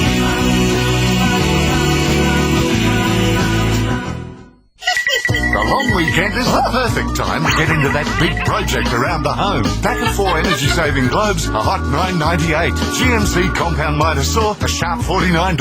The Zito electric chainsaw, only $89. Jumbuck tabletop heater, just $149. GMC blower vac, a low $49.90. 150-piece rotary accessories kit, just $19.97. Masking tape, 6 for just $6. Johnny's Warehouse. Lowest prices are just the beginning.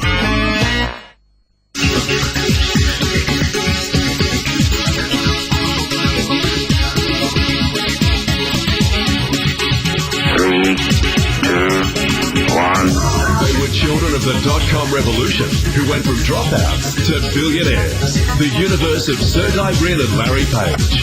The Google Boys, Heart of Power Players. Wednesday on the Biography Channel. Experience the Biography Channel only on digital. The only thing that matters is the ending. most important part of the story. And this one is very good. This one is perfect. Secret window. Some windows should never be opened. Wednesday on AFL Love Match, join host Rebecca Wilson as Carlton midfielder Corey McGrath battles it out against Hawthorn half-forward and handyman Campbell Brown. How big is his toolkit? No comment. AFL Love Match, a real test of teamwork. Wednesday on Fox Footy Channel. The story so far as we start this Anzac Day weekend, commemorating 90 years of the Anzacs at Gallipoli. Corns, the first goal on the board for Port Adelaide. They were away to a flyer, but some great soccer skills from Chapman. Get the Cats in it early. Bomber Thompson liked what he saw. The Cats by 3 points at quarter time. It's been 58 matches between the last goal for Matthew Bishop and this one, and he enjoyed it. Brad Ottens, much maligned in recent times, takes a beauty and kicks a goal for the Cats. Some great play by the Geelong side. Gardner the mark. Enright puts it away from 50. And Geelong are playing great football. But 2 last-second goals to Warren Treadray helped Port Adelaide to a 3-point lead at half-time. A muck-up in the goal square by the Cats gave an easy one to big Brendan Lade. At the other end, Kent Kingsley snapped a very clever goal. And Treadray again, in the shadows of the siren, was able to kick a goal. They got 2 in the last minute again, Port Adelaide, to lead by 5 points at 3/4 time on Friday Night Football, with Warren Treadray kicking 4 goals straight. Ken Kingsley with 3, the major goal kicker for Geelong. Dennis Committee with the final term from Amy Stadium. Away we go, Port by 5 points. On the way down, Primus got it, smothered off the boot. Scramble develops. Tony Jones. Yeah, good on you, Dan. Thanks for that, mate. Well, Jimmy Bartell, a very animated conversation between coach and player there at 3/4 time. Matty Primus really geeing his players up. That's Bomber Thompson looking out for Jimmy Bartell there. To quote Primus, kick that first and away we go, boys. Ablett out of the middle, kicks inside the forward 50, coming across Walsh. Hacks it out of middle towards the boundary. How will he play it now? He's in trouble. He carries it across. I'm sure as Mark Thompson went out, he said, James. He knew he was in trouble. Well, James knows he's in trouble. He's on the bench, Jimmy, along with James Kelly as well. Port have gone for a strong presence in the middle. Wilson stepped in for that opening bounce. Swapped with Burgoyne going forward. Wilson coming into the middle. Wakelin over the top, knocks it down. Tanay stood his ground, runs to 50, pulls the kick back towards the kick-off line. A good kick coming in. Playfair almost. Kingsley arrives quickly. As far as the Cats are concerned, the wrong Kingsley. Little chip towards the pocket. It's taken by Walsh. Chance for Port to build from the back. Wakelin, nothing on up the ground. Eventually, the movement attracts the football. In front, wonderful grab. Treadray. That's a great mark. When all else fails, go to this man. Had no right to mark that. Treadray, well, we've gone on the left. He lets himself down. That's a terrible kick. Had he gone on his left, he would have been out of bounds. So he had a decision to make. All right, Milburn, we saw getting some treatment for an injured knee. He's in the 3rd quarter, back out there. Enright going to open up the play at the moment. Riccardi led well up the ground, took the mark. Stewie, thanks. Need to keep running the Cats at the moment. Riccardi's 8th possession. Gets the lead, puts it out wide. Pushed under the ball, Playfair, he gets the free kick. So Henry Playfair has the ball on centre wing for the Cats. Burns gives one lead, Ablett. Ottens comes out from the square, and Kingsley stays back. That's the setup for Playfair. He goes. Ottens is the man in a one-on-one contest. He goes to ground, but what a beauty! Second time tonight he's been able to outmuscle Darryl Wakelin. And Brad Ottens can go back and kick a big goal here. His 6th mark for the night. He dropped one put, but gee, he's taken some rippers in the contest. 4th contested mark it is, and look, that's all you need. Even if he doesn't mark it, you've got a genuine contest that gives Gary Ablett, who was right on the spot, and Chapman there alongside him, the chance to crumb. It makes an enormous enormous amount of difference when you got confidence in your big men. He's kicked 1 goal, 1 and 1 out in the full. And have a look at this, 73% to put Geelong in front by a point. Brad Ottens has come to Geelong to do just this. He comes in, he kicks, he delivers, he pays them back, he gets his second, and Geelong hit the front.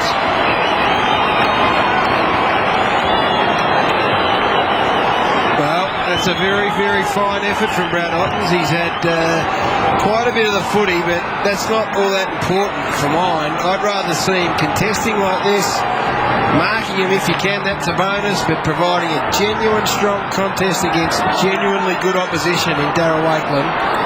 And yeah, to go back and slot the goal, that is a superb effort. The Cats, leaded by a point, have lost their last 13 interstate matches, one of their last 18. Here's their sorry record. Out of the middle wing, kicks towards half forward. Well done, Chapman bounces to his feet, lays it off to Riccardi. Open goal, beckons. He's got it! His first.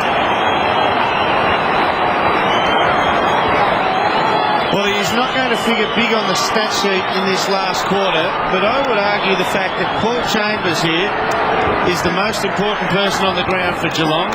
He has to have a break-even to allow Brad Ottens to stay forward. He had a break-even then, and Cameron Ling ended up with the ball. And the running power of Peter Riccardi getting through onto the end of it kicks the goal. Must be competitive here to hold up his end, Chambers. So Riccardi with his first of the quarter, second of the game. And the Cats are out to a 7-point lead. They've got the first 2 of this quarter. Chapman was good too. Just the strength to stand up and set that one up. Been very good. Up goes Primus. Out of the centre though. The Cats get the first break. Chapman again punches it away from Montgomery. Play fair. Hard at it. Turns his opponent inside out, held without the ball was in, no umpire said play on. Chapman got the handball out, it's forced to Corey from 55, he kicks forward, out comes Ottens again, controls the ball, does it well, lays it up to Kingsley, on the left boot he sets it up, it's a shocker, absolute shocker, should have had the shot. Walsh picked it off, now it comes out to Montgomery looks up, now Port Adelaide on the counter-attack. Good strong mark taken there. A lot of room for Fred Ray up ahead. A lot of space for him to lead up to this kick by White, as long as he doesn't get a flood crowd from his own teammates. Fred Ray versus Scarlett, and Fred Ray's got out again. 5-0 inside 50s this quarter. Port Adelaide go inside for the first time for the term. It's a good-looking kick. Mark Kennedy held free kick. It's going to be a Port Adelaide free kick. Well, this is the thing with this new rule. There is very... So Pettigrew, who with one kick tonight, has kicked the goal. 2 hands into the back. Yeah, well, they're going to ping them. They're red hot. So he has kicked his first goal in league football, and this is a big one to get Port Adelaide back within a point. You'd have kicked 1,000, Gaz. You had that rule. The Pettigrew comes in. 900. Hush Stadium here at Amy. Nice kick. 2 from 2 to Michael Pettigrew.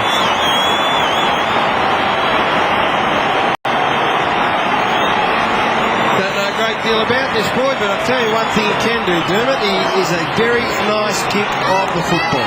Good height. Good height. I'll tell you what an important kick at the other end by Kent Kingsley that went misdirected. Not a vital kick, I should say. A big turnover. Tom Harley's been moved off, I think. Pettigrew now. On to Berger. So Michael Pettigrew has 2 goals and the margin back to a point. Just under 16 minutes to play on a balmy night in Adelaide. One down by Chambers, stolen away by Riccardi, runs towards half forward. Lovely kick inside the forward 50. Ottens was off, spilt the mark. It wasn't easy though. Thurston's lurking behind to the opposite pocket. Cochran will need to go hard. Enright is penalised. Not quite as telling in the back pocket, but consistency was there. Tom Harley's been moved out to the half-back line, away from the goal square. They mustn't like Harley out of the goal square. He gives that front spot and then can fall into the back like that last lead on Pettigrew. Corns off for Duke. Kingsley to Burgoyne. He's got this one on the wing. Not sure he's the ideal matchup for Tom Harley. Another short pass. Awkward one for Treadway. Just set above his head. And Scarlett over to angle the punch out of bounds. So they're riding this one out. 84 plays 83. Final term, Friday night football. Clearances this quarter. Geelong winning them decisively. A lot of space around this. Ling trapped the ball. I would have got one high there. No, umpires let Primus jump all over it. We'll have a bounce. Big crowd in tonight, 53,405 at Amy Stadium. As you can imagine, it's a magnificent atmosphere here now. A point the difference, Geelong hanging on for what will be a memorable win. The Cats go forward. All Port Adelaide now. The mark has been taken by Thurston's, who had a very good night. Playfair, his opponent was coming off the ground and had to stop and turn back around. Thurston kicks out wide. Burgoyne has plenty of time to let it bounce. Jew is the man up forward for him. It sits out in front. Jew will get onto his left foot. No, he strolls over the boundary line. I think it's White, isn't it? Oh, it's White. My apologies there, Dermot. Yes, White came out to meet it. Milburn took him to the line. We'll have a throw in. Henry Playfair off. He's been pretty good at marking the ball. You would think he might have to get checked out for some reason. If you're coaching the Cats, you'd want him on the deck at this moment. Primus, beautiful tap. Corey did well. He read it off the pack and held it up. We'll have a bounce. Primus Franco is the preferred clearance combination here, so Corey needs to be aware of that. Bounce forward of the wing. Primus backhands it down. Jew stood up in the tackle. Kingsley went over his shoulder. Chopped off well by Callan. Got a hand pass to Adelaide. Adelaide goes towards half forward. Stretching there. Almost taking the mark. Gardner. He's getting the free kick. Kingsley was being a bit extravagant. Going for the handball over the head. Gardner spots Ling. Drifting back inside the forward 50. And that's a good mark. Peter Burgoyne, as displayed tonight, nil defensive skills. He wants to go and around the corner to Riccardi. That last goal, I think I said was his first. It was his second of the night, his first of the term. I did touch myself on the right shoulder, indicating one short. Only because I gave you the wrong mark. No, you didn't. I gave you the wrong mark. I put one finger up. I took the bait like a sock-eyed sack. There's a shot from Riccardi then, directly in front. And what a huge kick this is. Riccardi to make it 7 points again. Just get the feeling if they could extend it into double figures, Port will be tested, sorely tested. The Cats seem to have the run at the moment. Riccardi, the veteran, will ride this one home, as does the city of Geelong.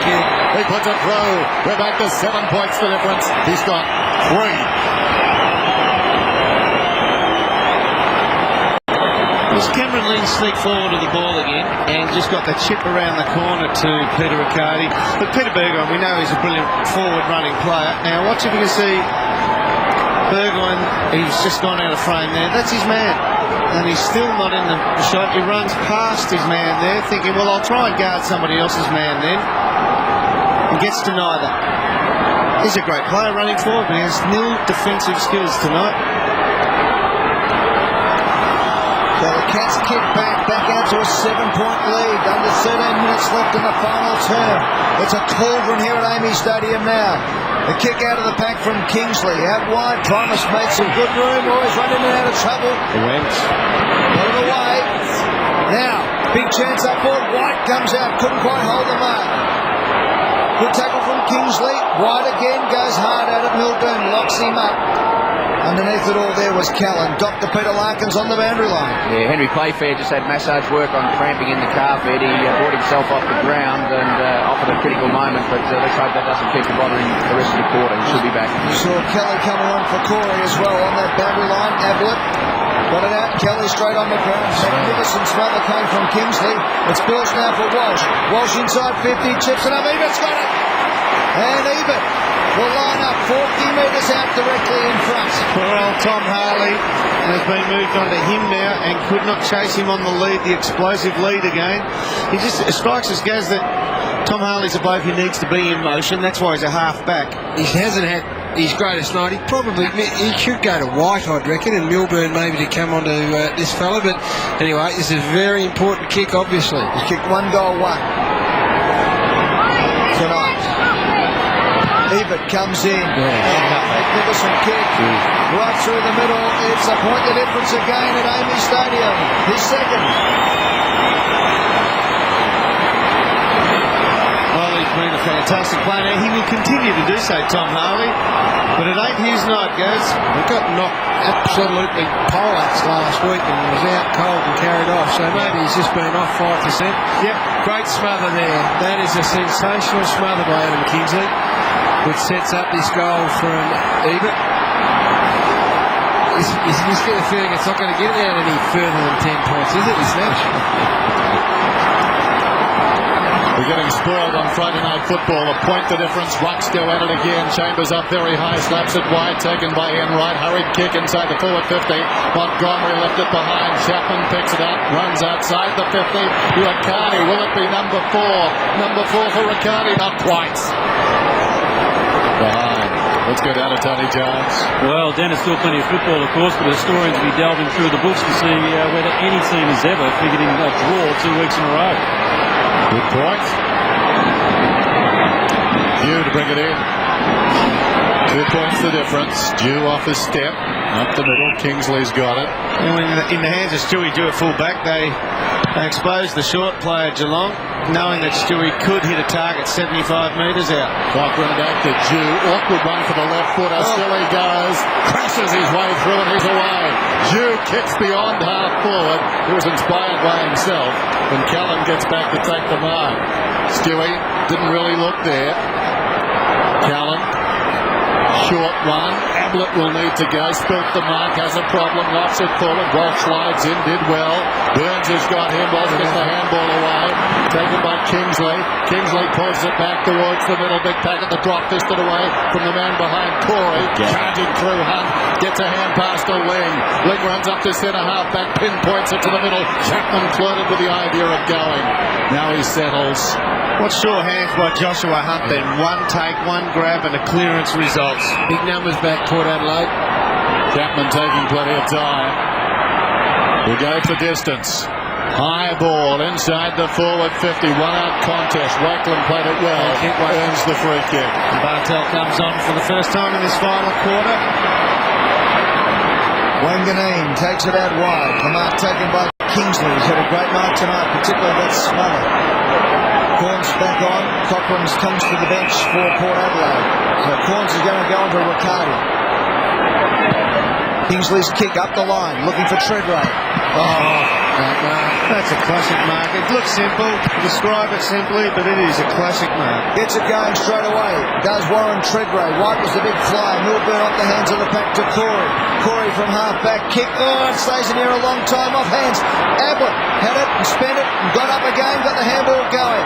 Now the Cats are a chance. Enright thumps it onto the boot. Up towards the forward 50. The mark's been taken by Brad Ottens.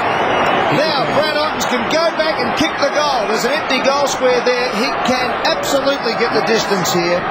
When his confidence is up, when his fitness is there, Brad Ottens is one of the best set shot kicks of a football you'll ever see. He gets his chance to repay the faith of his coach. Last kick would give him enormous confidence. He hit it beautifully. He has kicked 2 goals, 1 and 1 out in the full tonight. A 67% accuracy from this spot. Big Brad Ottens from just on the 50 comes in, kicks, and kicks an absolute ripping goal for Geelong. His third. That is just fantastic football. To go back and drill it when the game's, very much up for grabs. This has been a very good night for a man who's been under a bit of pressure. Not undue pressure, but a bit of pressure nonetheless. And he's responded in very fine fashion this evening. Beautifully balanced when he actually approached and struck the ball then.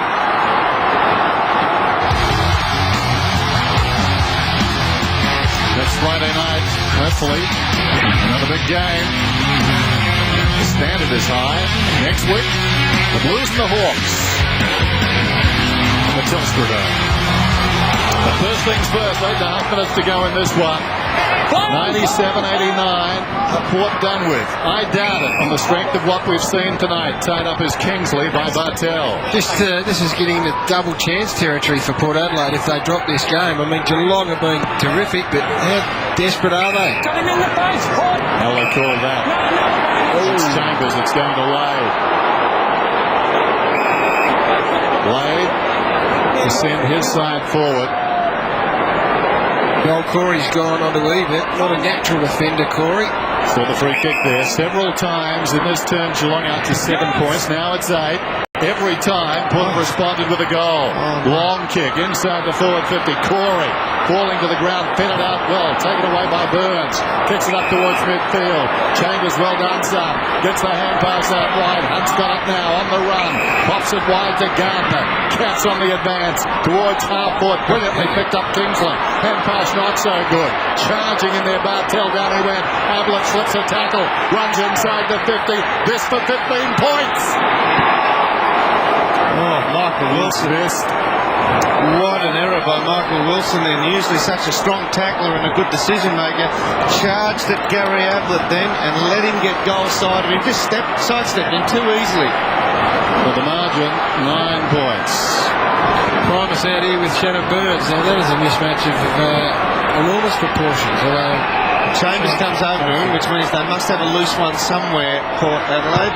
That's biggest margin of the night has been 9 points on 3 occasions. 8.5 minutes into the third term, Port by 17 before an onslaught of 4 goals in a row to the Cats. I saw Joel Corey before charge at the footy and leave even. 9 points, the pressure mounting on both sides. The ball over the line out of bounds for a throw-in. Dr. Peter Larkins, when the blood pressure's up, we go to you. David White on the bike on the Port bench. He'd got a bad corky about 3 minutes ago. Struggling to run a bit, but Port are trying to keep him warm and massaging him, so a little bit restricted the rest of the day, you'd think. Okay, here we go. Last 7 minutes of football in what has been a great game of footy tonight. Wilson gets the handball out, is a bit dangerous. Jude tries to crash his way out, he did so. Made an opening for Walsh. He flicks it out wide. Wanganeen flicks it further to Cassisi. Cassisi inside 50 with a kick. Was there holding? No, said the umpire. Treadray tries to break through. Kicks the ball away. Riccardi taps it forward. Enright, who's had a good night tonight, swings back inside. Now Kelly has to be good with a kick. Oh, it's a 1-on-3. Wow, what a grab. Cameron Ling, under all sorts of pressure, was made to earn it, but he did it well. Kelly now comes back again with a kick up towards half-forward flank, off the hands of the pack. Playfair dives in on top of it, is picked up by Ablett. Tried to thread the needle with a handball through the pack. They dive in on top. Gardner was there. Great play by Gardner. Locks it up. Will have a bounce. 45 metres out from the Geelong goal. Let's go to Peter Larkins. What's happened to Cameron Ling with that mark? You said a great mark, Ed, but he also got a big cork in the buttock out of it. He's struggling to run. He's trying to convince the doctors to leave him out there. They're just trying to negotiate it with him. Montgomery knocked it towards the boundary. Riccardi taken down by Wilson. Chapman could have been taken high. No free kick. Ball up where he bounced it last time. That Cameron Ling mark should be in the contenders for mark of the week or mark of the round. Given the state of the game and what was at stake with Primus bearing down, that was unbelievable. He's had 28 possessions, Ling. Ottens can't quite find it in there. Over him, Montgomery, and the umpire immediately blows the whistle. Just answered. Go on, sorry, Dennis. Yeah, this is on the wing. They had the numbers, Port Adelaide. Had they got to ground, they were attacking again. Wilson tries to back out of the pack. Ablett's got him. Wilson heads for the boundary line. Just answer Tony Jones. There has been back-to-back draws. Carlton in both of them. Rounds 4 and 5, 1921, and the first time ever, rounds 1 and 2, 1911. Were they good games then? From what I remember. I stayed home because it was wet. Boundary throw in on the 50. Ottens backhands it down, intended for Ling. Diving in there, Burgoyne. So to Montgomery. Face to face with Ling. They go eyeball to eyeball. Ottens has been pretty important here. He's been able to push Primus around at these bounce downs. Well, boys, we're heading into time on, and Port Adelaide have blitzed Geelong in the last 2 quarters in time on, but there seems to be a certain resolve about this Cats lineup. What a monkey to get off the back tonight against the reigning premier for the Cats. Corey has it from the out of bounds. 5-1 to 2-4 has been the time on score in the game so far tonight in favour of Port Adelaide. It's up there, arms and legs going left, right and centre. It's knocked out of Thurston's hands. Will they punish Thurston's for that one? No, he gets back over the top of it. It was a bit unlucky for him. There wasn't much happening there. Lots of arms and legs going left, right and centre at the moment. We'll have a bounce, as you can see.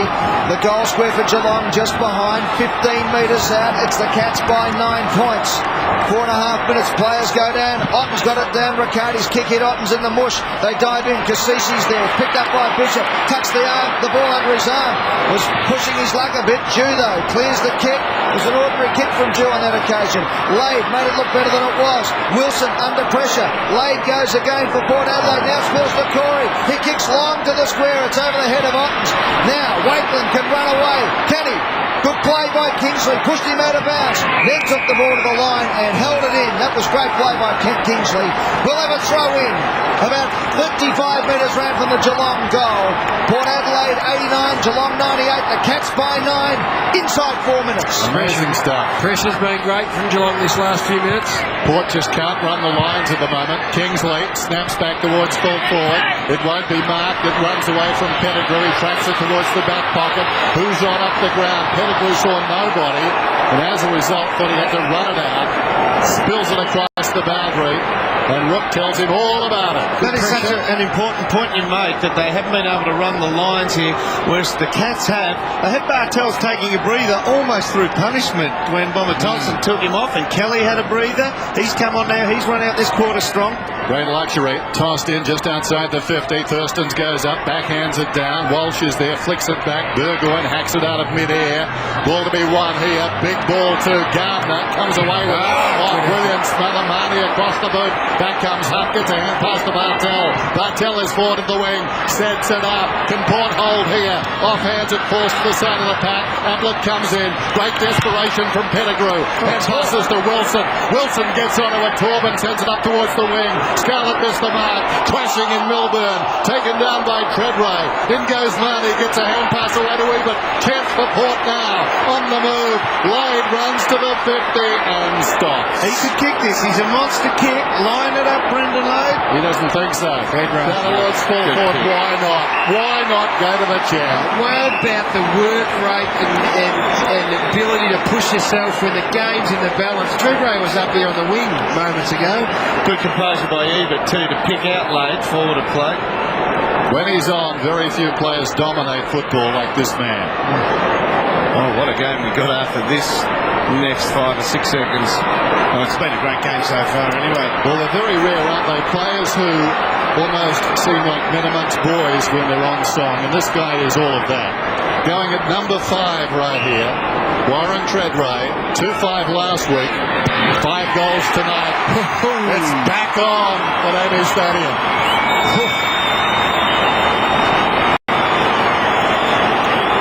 Most important bounce down of the game coming up.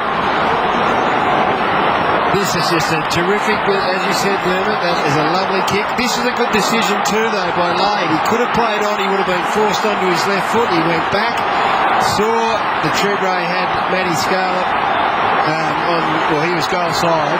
Toby Thurstons is in for Port Adelaide. Primus loose man in defence, Lade forward.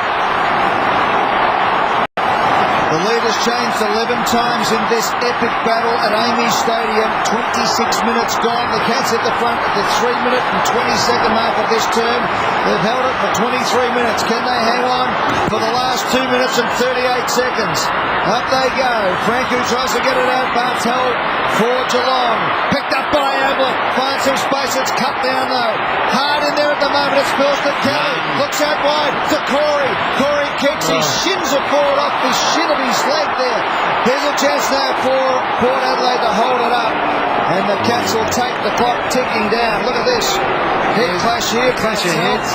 But Dermot called the biggest centre clearance of the match. And Thirsty Primus is sitting defensive side, one kick behind. 40 metres out from the Geelong goals. Thurston gives it a big thump. Out goes Wilson. He's got it in a nice shepherd from Burgoyne. So Wilson kicks up the line. Cats have got the numbers. Out comes Treadway, but the mark was taken by Rook. It was a good mark. And then that's what happens. Then Treadray's got to contend with more than one opponent. If you put one of your players loose, one goes back loose the other end. Cats have been in front for 71 of the 114 minutes played. Can they hang on for the last 1 minute 40? Tennis committee. Nobody stands the mark. Rook plays on, kicks long towards half forward. In from the side, Thurston's got a hand to it. Pettigrew working behind the pack. Puts it out of bounds on the full. He was under real pressure. Toby Thurston's is playing a kick behind play now, so it means the Cats are going to have one free further up the ground. They can just possess the ball here. They will get one player free here. Ablett, they're near the wrong dugout, but obviously information got to them. Under a minute and a half, Bartel has it. But that also means then that they've got one extra to put on the bloke that can win them the match in Treadray. Yep. Need to be careful. They're thinking about going back here. Play on, but he doesn't have to play. He can stand there and just touch it down if he wants. Warren won't come at him. Doesn't even have to do that. He kicks inside the forward 50. Big pack at the drop. Pettigrew got a first on it. Wilson. They regroup. They reload for one final thrust. Port Adelaide. Kick to the wing. Rook from behind. Even almost. Forced at Corey. Man on in front. Ablett. Cruising past Bartel. Missed the target. Geelong needed to stay in. The clock continues to run. Down to 45 seconds. Ablett. Rook. Corey sold into trouble. Lightning hands got it back to Ablett. Ablett punches it inside the forward 50. Big leap down there. Thurston's crashing in Cassisi. Spills to Chapman. Twisting, turning. 30 seconds remaining. Chapman pulls it back. It's online. It's short. You got a hand to it behind. What a kick in for Port Adelaide. What's Stewie do? He'll go the shortest way home here. 20 seconds from the moment it goes off. Jew's booty kicks it straight up the ground. Primus is the man off hands. They get it. Montgomery. 20 seconds and counting for Geelong to get a monkey off their back. But it's picked up by Burgoyne. Burgoyne goes to centre wing. A long kick forward. Treadray's there. He's pushing it back. No, says the umpire. Oh, they've gone nuts here at Amy Stadium. 8 seconds to go. The Cats are going to win. It comes out to the Geelong team. Up the centre wing. Geelong are going to win at Amy Stadium. There's the siren. And the Geelong fans go mad. And the Port Adelaide fans go hysterical.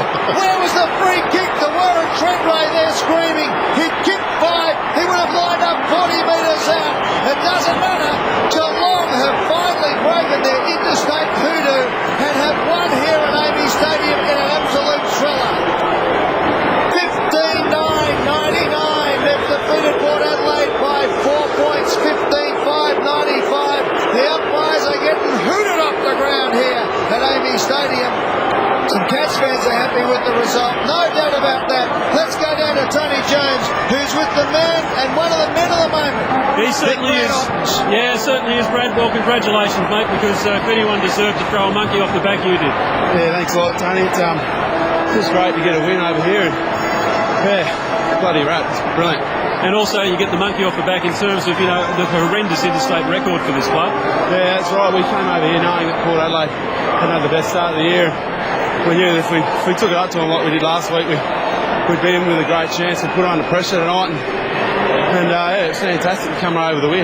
Well, you talk about pressure. You've been under more pressure than most in the competition this year. Have you felt it? Oh, a little bit, I guess. Everyone's under pressure to perform, but I just feel if I keep making a contribution each week, then and the team keeps winning, then I don't care what they say, sort of thing. So, no, it's good to have a win. Right. All right, and the coach gave you a spirit of defence last weekend. Did you feel in a way you owed him tonight? Yeah, he's really supported me the whole time since I've been here, and he's been fantastic for me. So, I was just wrapped that he did that, and just win's great. So it certainly is, mate. So well done to you, and go and enjoy it. Yeah, thanks a lot, mate. Good on you, Brad. Well done, Tony Jones, with big Brad Ottens, who kicked 3 goals tonight. Let's have a look at the Treadray non-free kick. Was there anything in it, boys? What do you reckon? He went for it early. He protected where the ball was dropping to, and he went for the body, the shepherd off early. Go on, boys. Was it a free kick? Of course it's a free kick. It's a free kick. But what I'm saying is, he knew he wasn't going for the ball early, and he protected the space. Let's just say to that, that's not for the game because he would have kicked after the siren, Warren Treadray. From outside 50. That's right. So, but it was definitely a free kick. The way they're playing it this year. Exactly, Dennis. The way it's umpired, that's a free kick. Well, you can't take the arm, can you? Billy Brownless was enjoying himself immensely there in front of the coach's box. By the way, the free kicks, Port Adelaide 22, Geelong 14. Yeah, well, I don't worry about that. I didn't think the umpires had any bearing in the match, and you can't whinge about it. In the end, you know, it was a good game of footy. There's nothing in it all night.